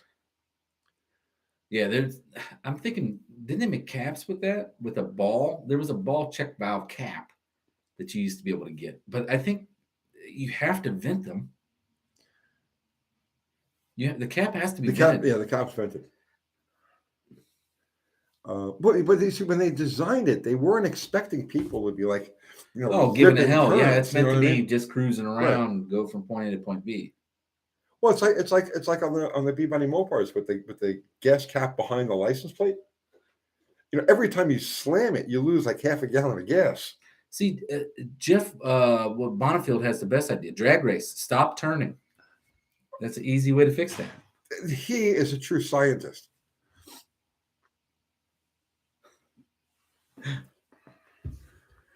You know, I've always wondered, reverse rotation engine. Would you put gas back in your tank? Well, that's a good question. I think you know what? I think we need some of these scientific guys to jump all over it. Magazine test cars always had gas spilling out. I remember seeing a Charger, probably like a 68, 970 Charger. And you know how all right, the easiest way to do it is like a Bullet, the chase scene where the Chargers leaned in so hard to the curve that the tires buckled up under almost, right? Well, it was the same way, but it was like road and track or something, and they had that little wheel hanging off the side. Right. And they were in that curve so hard that there was gas. You could see it running down the side of the car, but it had that cool looking gas cap, that flip open gas cap.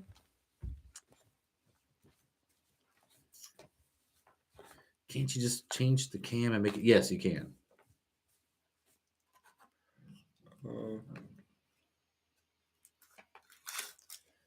Let's see. Christian Williams, do you put a plate when you weld rear ends? No, just weld the gears together.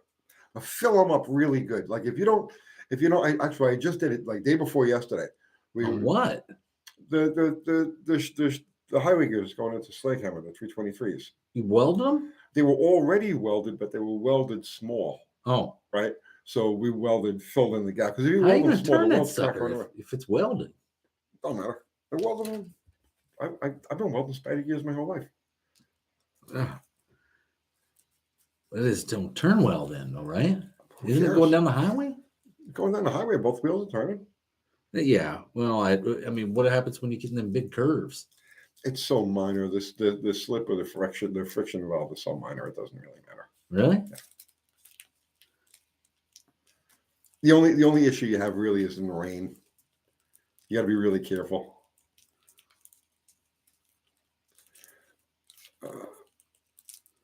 Let's see.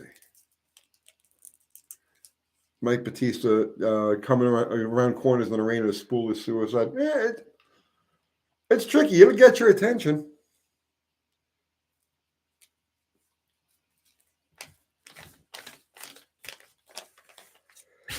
Oh, let's see. Excuse me. Some Chrysler big block motorhome engines had gear. What did it say? Had gear drive? Gear timing, and the cam spun opposite the crank. Don't But which one know. is he talking about? Doug Narden saying some Chrysler big block motorhome engines had geared timing, and the cam spun opposite the crank. I don't think it can. No, that wasn't for the motorhomes, Doug. That was okay. Boats, maybe. That's the motorhome industrial motor, and some of the industrial and motorhome industrial marine.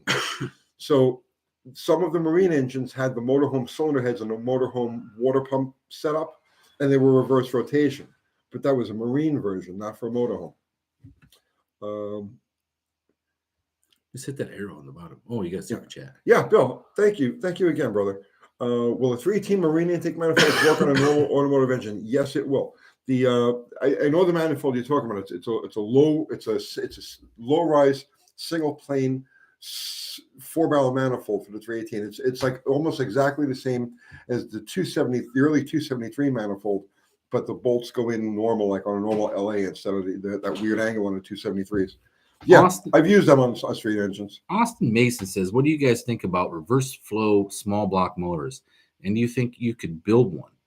I would love to see it on either channel, and I would love to see it in a car."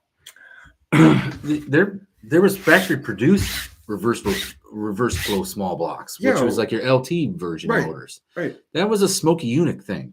It was normal engines. What is it? Cool the heads first and then the block. And then Smoky figured out there was more horsepower to be made and less detonation with cooling the block and then the heads. The Vortex motors were Vortex reverse flow? I don't know if they were or not.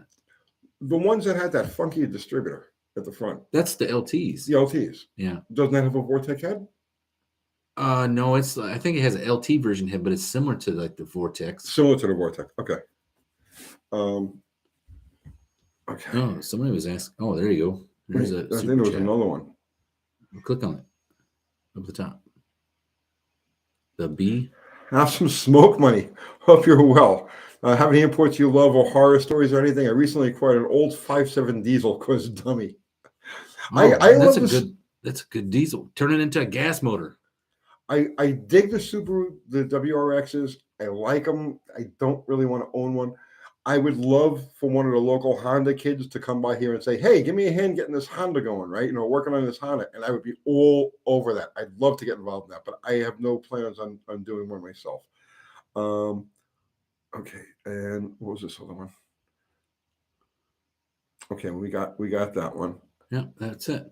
Okay. We got you. Okay.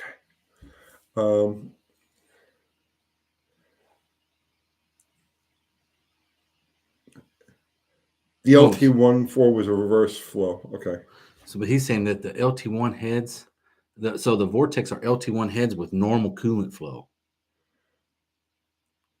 Okay, but it's the same. It's the same port arrangement, right? Right. Yeah. Apparently, it is. Okay. Repair horse.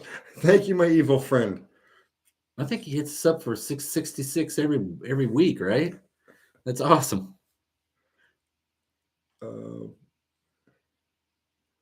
Let's see. Rider of a Pale Horse. Reverse rotation motors were a trick used in dirt track racing. Give it gas and it plants the left front tire. Smokey did a reverse rotation Hudson.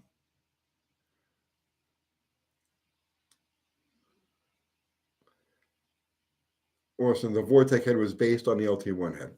Huh. Okay. But the Vortex wasn't reverse flow, right? No, it was standard flow, I think. So the reverse flow is something they only played around with for a couple of years. It was only on those LTs that I knew of. Okay.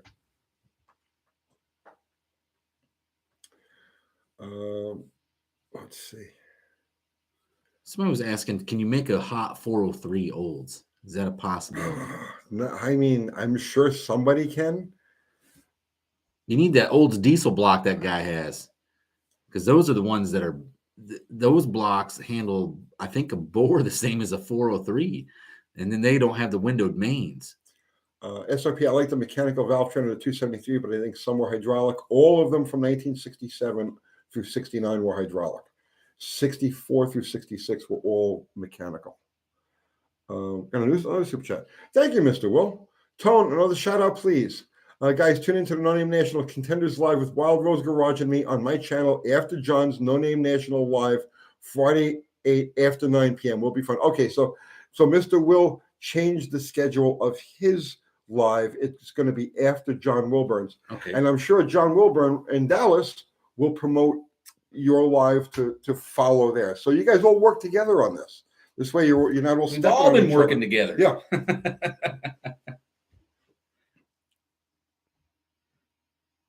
Okay.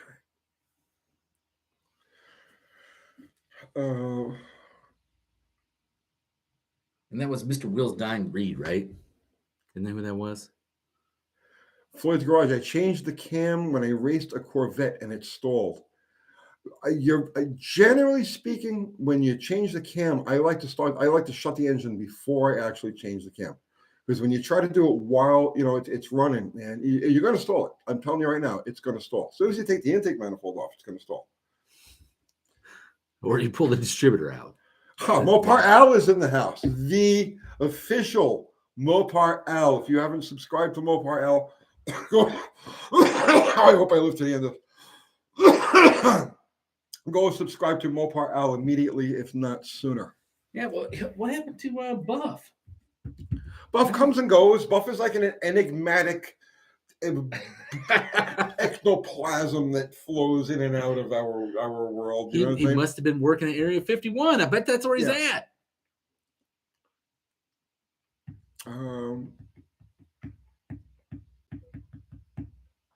Let's see. All right. 403 are over scare. They're not scary at all. They just wheeze. Yeah, they were like 7.6 to 1 compression. Buff got him a woman. Really? I don't know. That's what it says right there. SRP says. Human?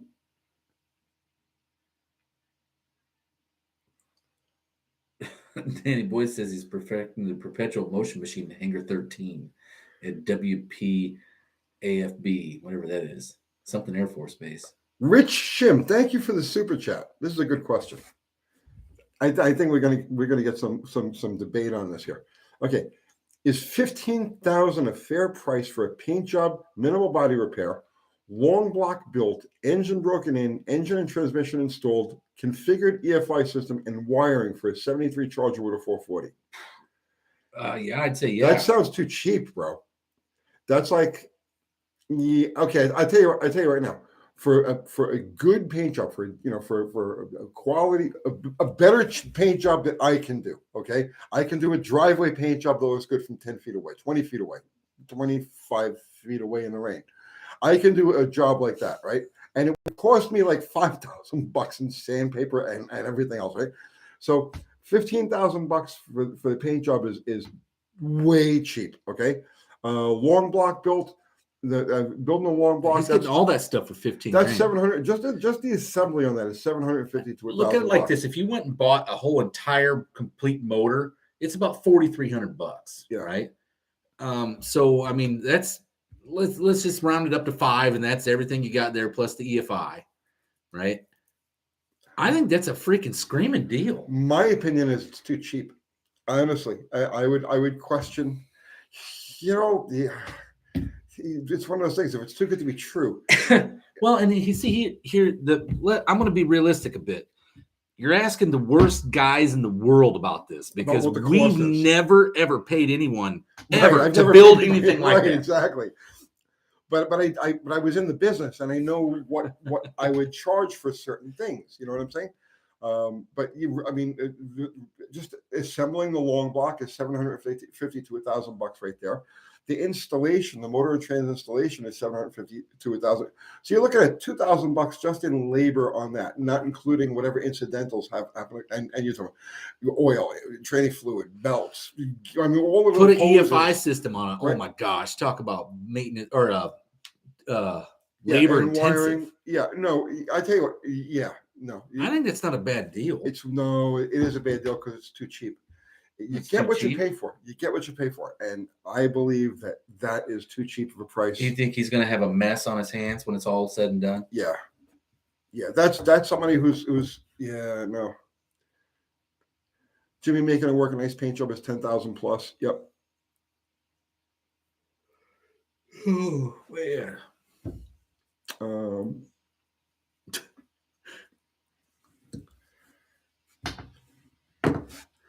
Well, and that's what. Okay, so Olive says sometimes places underestimate how much prep is needed. Yes. When you're talking paint, that's 99% of the game. Yeah. Right. When you ship me a lowball price like that, tell me about it. I'm picturing Clem figuring, hey man, I got some extra beer money here. Sure, bring it. Right. That's just not good, man. Just Ari, I'd actually feel comfortable with my truck somewhere like Kiwi's shop. It's a safe place.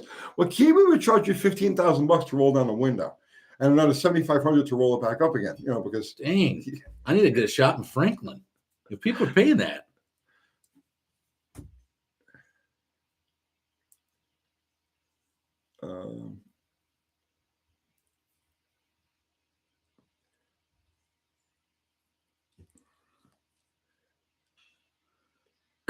Jason's garage says Mako is about $350 for a paint job. Have you ever had a good paint job come out of there though? Yeah, it is, Kiwi. Come on. All right, wait a second. What was it? Matt S. Something you got to watch out for is for that price, they'll get 40% done, but then they'll want more money as they are getting into it. Exactly right. Exactly right. He's giving you a lowball price to get it in the door, and then it's going to be more and more and more and more and more. So what did Kiwi say here? I don't know. Where's Kiwi on there? I don't know. You guys got to go sub to Kiwi. Kiwi Classics and Customs. He says it's not quite that high. but you know what? You should charge that much, man, because like people respect you. You shave nicely, right? And you have the accent. You should get top dollar for every freaking thing you do. All right. Chad Schneider says, what's up, guys? Question. What is a good rear end gear ratio for a street car? 373. Any ideas? It depends really what you want to do with it and what the car is and what's the combination. Diameter. Yeah, 373 is a good all-around gear, but you're starting to get into the more straight line performance gear ratio. And if you wanted to have any kind of drivability over 75 miles an hour or 70 miles an hour for that fact, you probably want to have an overdrive transmission. If you have an overdrive, 373 is good all day long. Tony's hot runners. I agree. Kiwi is awesome. I've often said, I've said it numerous times. I told him if I was even just this. Look, I can't hold my fingers together. If I was just that much gay, see that much, right? That much. If I was that much gay, I would be all over Kiwi. He wouldn't be able to. He'd have to beat me away with a stick, a baseball bat, or whatever the Australians, Kiwis they use for weapons. This whole conversation's like this much gay. Yeah, it is pretty gay, right? Yeah, it's. Man, 373 gears. Yeah, go with that.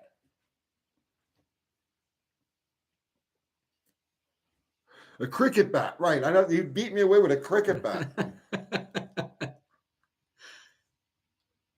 He goes, wow, this isn't weird.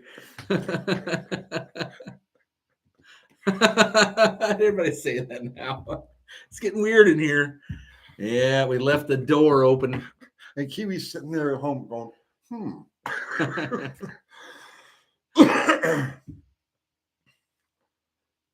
Sizzle Chest. Good name, Sizzle Chest. You're Jerky Boys guy, right?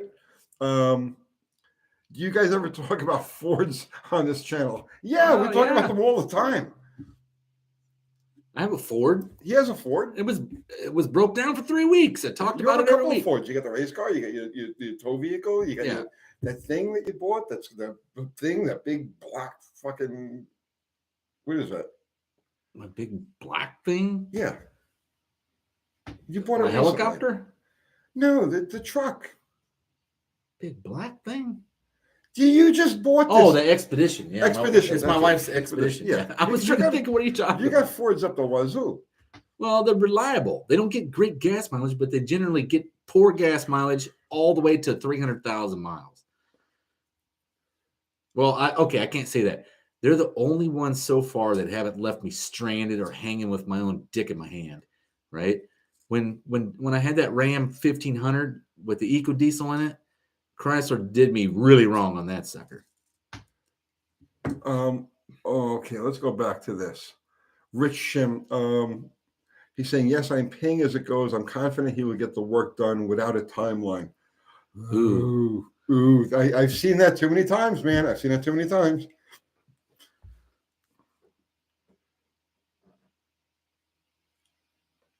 Exactly. You have to put a limit on it or decades will pass. What happens is, they milk the, okay, so here's what happens. The easy money comes in, the deposits come in, the materials get bought, some of the materials get bought, then some more money comes in, some more materials get bought, some more time gets spent on it. But there's like diminishing returns like every step of the way. And as those returns diminish for the guy who's doing it work for you, he'll start to take on other jobs to get that big rush of cash in, the big deposit and everything else. And yours is going to get pushed further and further and further and further. And this is just a normal thing. You know what I'm saying? This is just a normal thing. Rich, the original contract stated 3-4 months. We're at a year now. See? Yeah, Thank you. You're done. You're exactly. done. Go in there and get the car. Go get the car. Cut your losses and go get the car. It will never get finished. Kiwi is saying Ford is first on race day. Oh, no. Yeah, well, if Kiwi's got it opening, he can finish up Rich Shim's car. Kiwi will actually go to your house and grab that car. You go to the guy's shop and grab the car.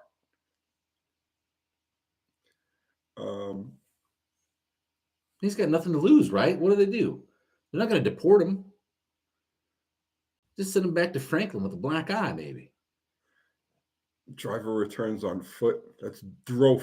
It's backwards. He said, dyslexic, Tony. Kiwi said, wait, what? Fails on race day. We're 4 old retarded dipshits. Franco, what's happening, brother, man? Tony, do you know the PDQ rule for custom labor? No, I don't. Yeah, fix and repair daily. Yep.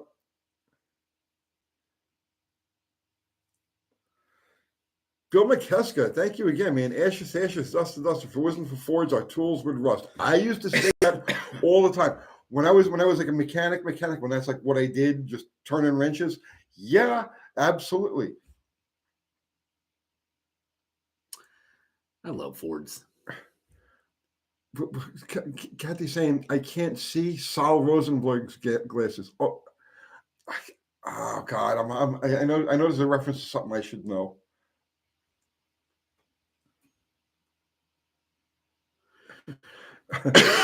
Kiwi's classic. Kiwi, Chevrolet, cheap, hastily engineered vehicle. Chevy.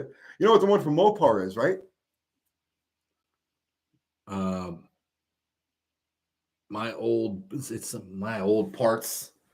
My old pig ain't running. Pig ain't running. That's it. Yeah. All right, Jerky Boys. Right. You know, I was wondering why, like, nobody with a YouTube channel, why nobody's ever done the Jerky Boys on a YouTube channel, right?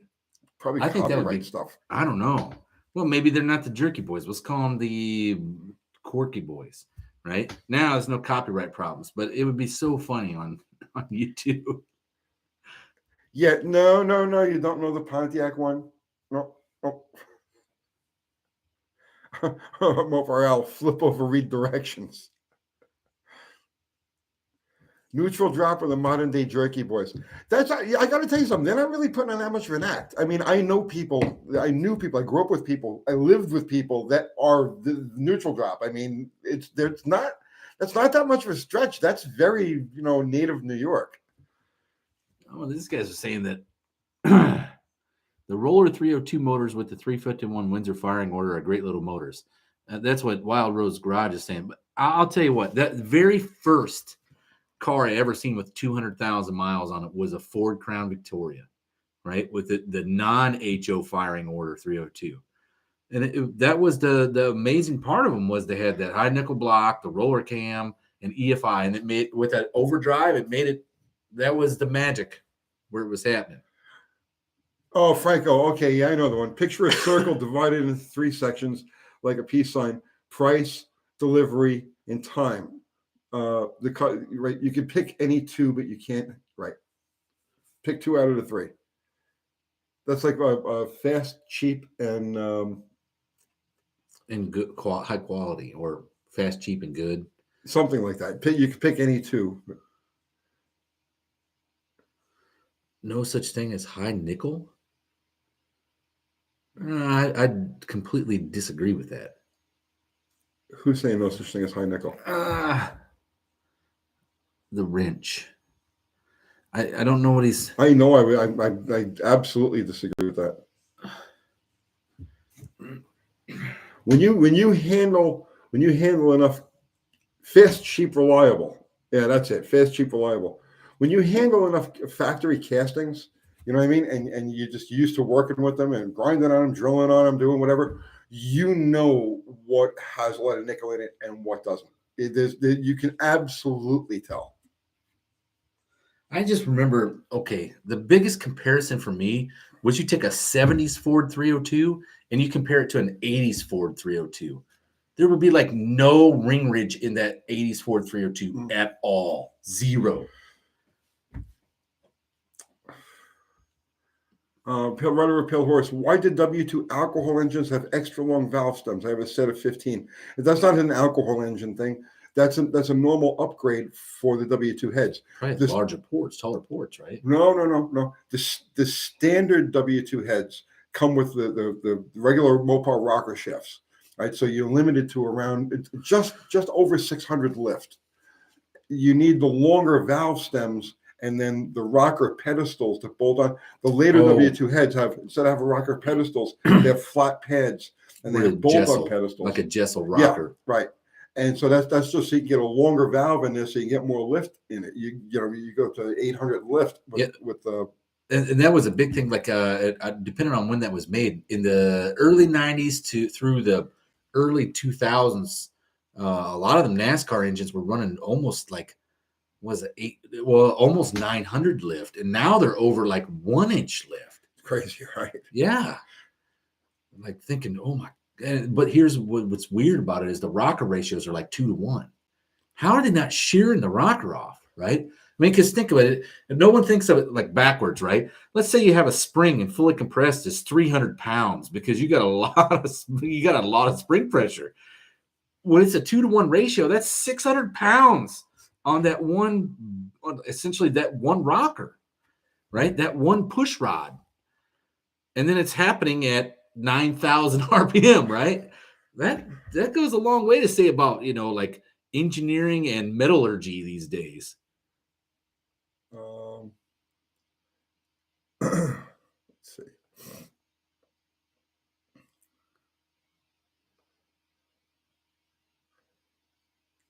David Leonard, as someone who used to work in the powdered metal industry, I can assure you there are many different formulas for knife, also known as nickel iron. Oh yeah, no, there's like no question about it.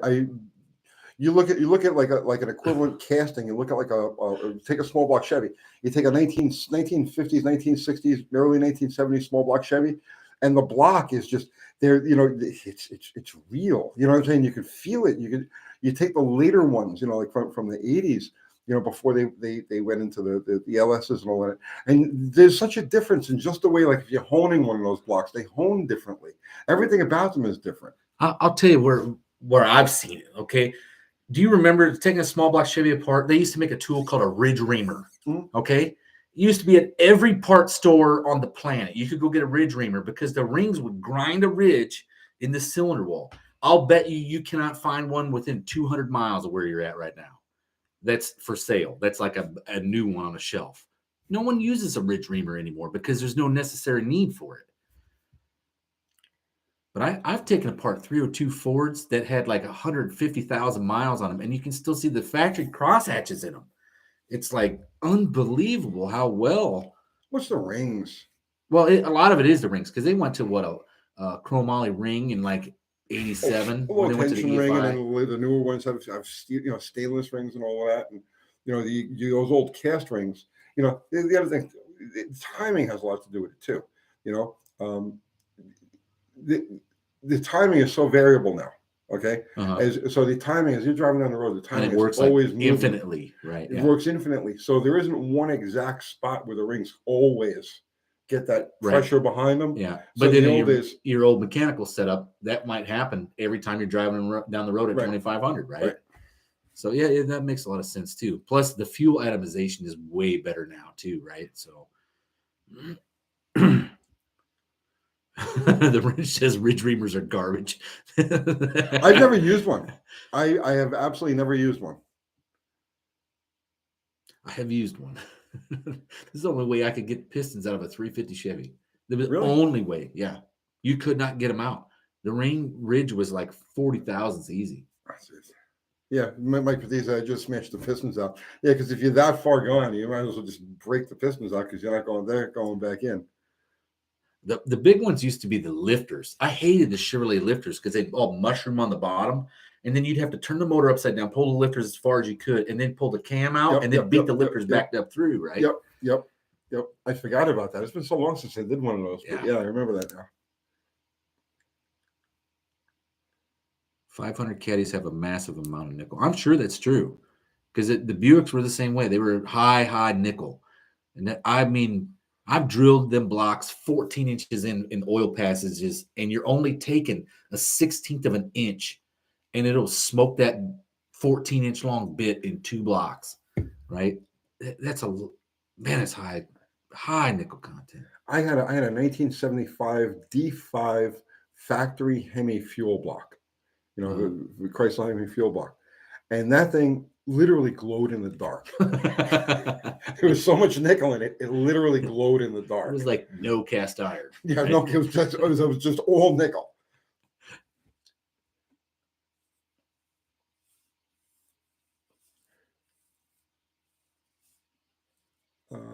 Charles Manson says, speaking of nickels, the U.S. nickel is still 75% copper and 25% nickel.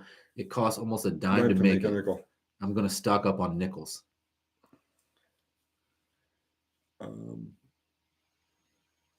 That's one thing I have noticed about high nickel stuff, though. You want to crack it.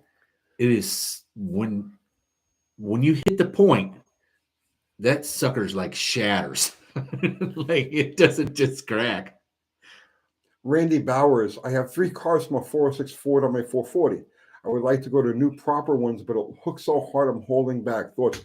No, don't. Okay, back in the 70s and the 80s when we were screwing around with this stuff, the thing to do was go to the Direct Connection, go to the Chrysler dealer and order the Ford carburetors through the Direct Connection catalog and use those rather than, because the Ford setup is far superior for a drag racing type of application, street racing, that type of performance.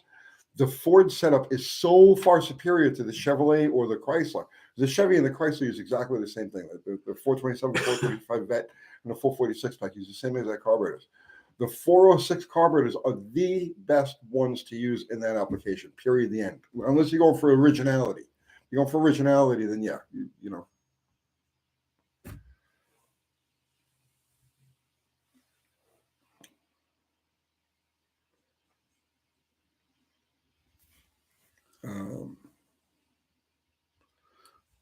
Sid Ryder saying sell those 406 triple deuce to a Galaxy guy. No, keep them. If I was going to put together a 6-pack for myself, those are the carburetors I would use. I wouldn't even consider using vacuum. Are they just better mechanically? The stock setup, the 427 Chevy, right, and the Chrysler 6-pack use the same carburetors. Okay. And they're vacuum secondary carburetors on the outboards, on the outboards. right? The Ford has a progressive linkage, mechanical. Oh, it's a secondary. mechanical linkage. Yeah, and each of those outboard carburetors have all the full circuitry and accelerator pumps. So you slam that bitch, and it's she just goes. like regular having three regular 2 barrels. Huh. You will spend forever trying to get a vacuum secondary set up on that 6-pack to work anywhere near as well, because you'll get them. You can get that response right out of with the vacuum secondary, almost that response, but it'll bog half the time. Half the time it'll hit and go, and then the other half of the time it'll just fall on its face. It's like any other vacuum secondary. It's like all kinds of adjustment to get it just right. Right, and it's so a cold day, it's screwed up. Totally not worth it. Totally not worth it. Stick with the Ford carbs. Joe Brennan says there's nothing like them, Tony. They idle so nice. Rich Sim, thank you, sir. One last question. I am confident they can get the car done. No, you're not. You've already had the car for 3. They've had the car for 3 or 4 months, or a year, and it was supposed to be done in 3 or 4 months. So no, don't be so confident. I'm confident they can get the car done. Should I have a legal contract, lawyer reviewed, with ironclad sunset clause and diminishing cost past the delivery date? Bro, I am not a legal person. Okay, you're asking the wrong guy. You're asking the wrong guy. I'm not a legal guy either. I just know I've seen this before, and usually almost I would say 99% of the time, people go in there, they ask for a bill of receipt, or lading or whatever they call it, where it gives a breakdown for all their time and labor and everything, and they cut it right there, pull the car out, running or not, and take it to another shop to get it finished. What you're going through right now is like legitimately like it's a scam it's not an intentional scam. It's an evolving scam, and it's something that I have seen. I cannot tell you how many. It's an uncountable number of times. I remember in New York specifically, and I can think of one shop, and I'm not going to name the shop because they're probably out of business and the guy's probably dead from old age by now. But I can remember one race car shop that operated exactly like that. And it was all on deposit money. And there were at least, it was a relatively small shop, and it was building tube chassis cars. And I'm going to say, like, the shop space, the shop space was project or builds stacked one on top of the other, all jammed together, while he would work on the latest one to bring in a deposit. And when the diminishing returns would happen with that, it would get moved over into the other. And so there were like a dozen cars that were just done in various stages of completion while he would move on to the next one. Like I've seen it countless times.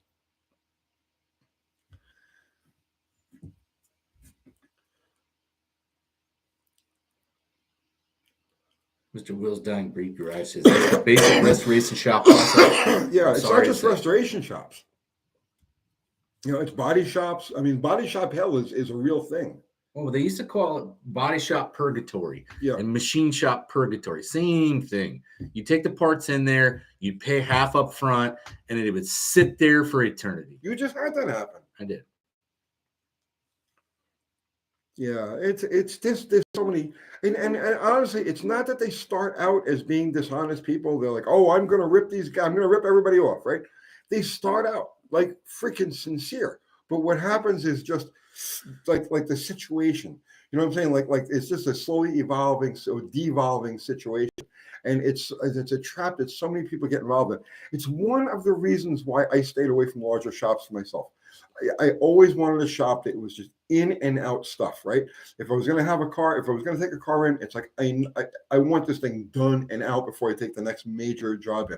That's what we were doing over when I had Mid-South Mopars. I took in a lot of small jobs, you know what I mean? Like, okay, distributor curve, carburetor rebuild, do a transmission and this, a rear end and that, whatever happened to be. Quick in and out. But when it was like build the motor, build the trans, wire the car, all this other shit, I would only take one of those at a time. And I wouldn't even let them drop the car off, the next one off, until that one was done and out the door, to avoid that trap. Because I mean, I've never gotten to the point that I got backed up by that, but I've been on the edge of it. Everybody who's ever been in this business has, and you want to avoid that, man. You want to avoid that. The virus didn't help many body shops the last year or two. If it's like the machine shops, it's stacked into the rafters. Because think about it, all right, everybody was stuck at home. And if you had an old car project or whatever, you took your junk in to get it done. And then these places are cram packed. That's what happened to my machine shop stuff. Was everybody hit all at the same time, and the dude was overwhelmed. And it sat there for almost 2 years. And it still has stuff like you open up the door and it's packed to the rafters. So not a multitasker, huh?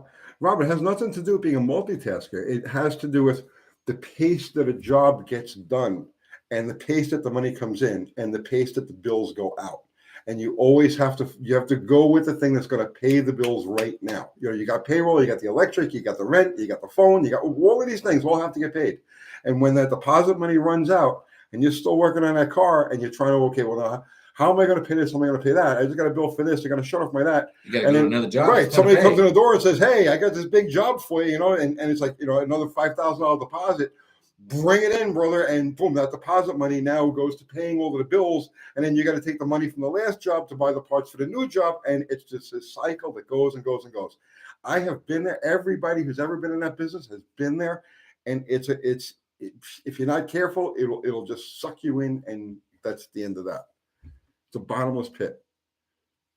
Do not pay up front, I guess. Well, then it's never going to get done.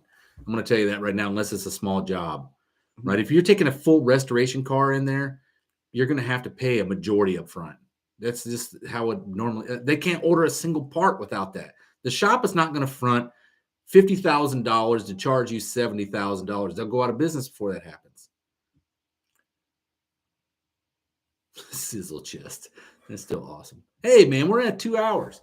And honestly, it's not a matter of being honest or dishonest. You can have the most honest person in the world. That has nothing to do with the situations that come up when you're in business.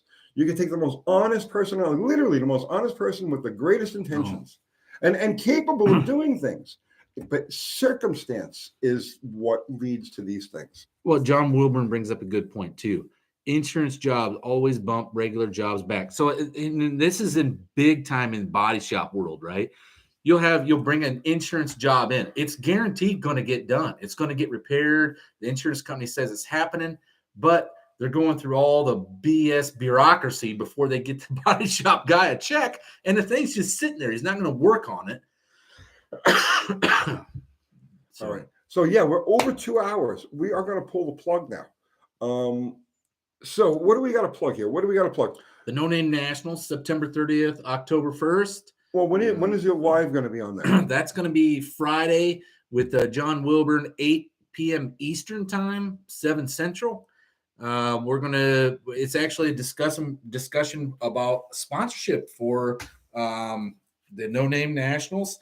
And if you're a No Name 500 contender, which is you know who you are, the guys that showed up with 0 followers and or 0 subs, and you just started the channel to make it to the No Name Nationals, you're going to want to be there. Even if you've already graduated and you moved on, like, I don't know, Wild Rose or Bear Rose has graduated. Wild Rose, I don't think has graduated yet. But you're going to want to be there. All right. And Mr. Will is having a live. You guys are... His is right after ours, so it's at 9 p.m. Eastern, right? Mr. Will's Dying Breed Garage. Right. I'll try to drop in there too. So Mr. Rodder's neighborhood, go over there, give him a sub. He needs the subs. Yeah. Yeah. I need to hit a grand. I need to hit a grand. Uncle Kathy's saying our new merch store is coming soon, including a pudding t-shirt. Okay. And she put the link to that. Oh, you guys are starting up your own merch store again? I don't know. I make videos. I build things. I make videos. She does all of the rest of this. I don't know. I need a picture. I need one of them shirts that has Austin on the front and it says Shock and Austin. Shock and Austin. She's gonna make that. I know, that's badass. Right. Right up, hit the like before you leave. The likes do help us, guys. There's no question about it. Yeah. I don't like to ask for them. I don't like to ask for, I don't like to do the whole asking for likes and subs and all the other shit, but it does help. Smash that like button, folks. We only got 221 likes and 365 people in here. All right. Kathy says she's making it. A picture of Austin on the shirt and it says Shock and Austin. All right.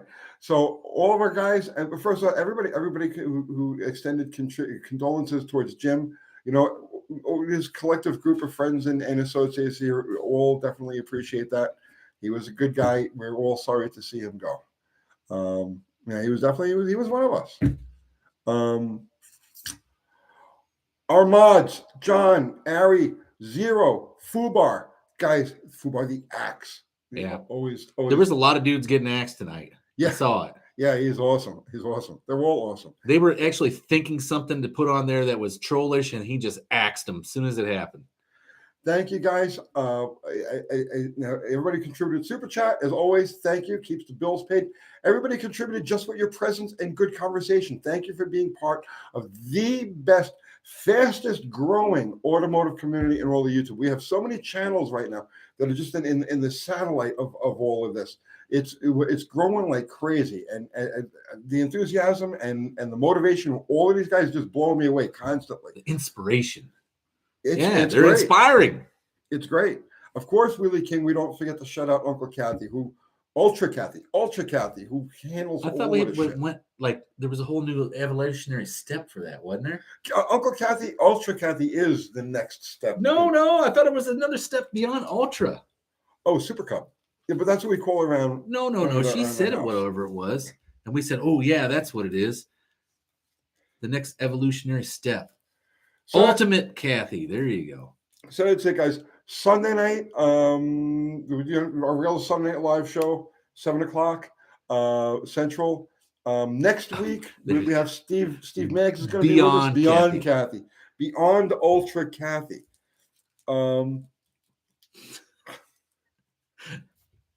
Steve Maggs is going to be on your Sunday Live? Not this Sunday, the following, I believe, the following Sunday. Oh, I got to finish my thing up with Steve Maggs. Yeah, he's more popular than I am on my own freaking channel. It's starting to make me insecure.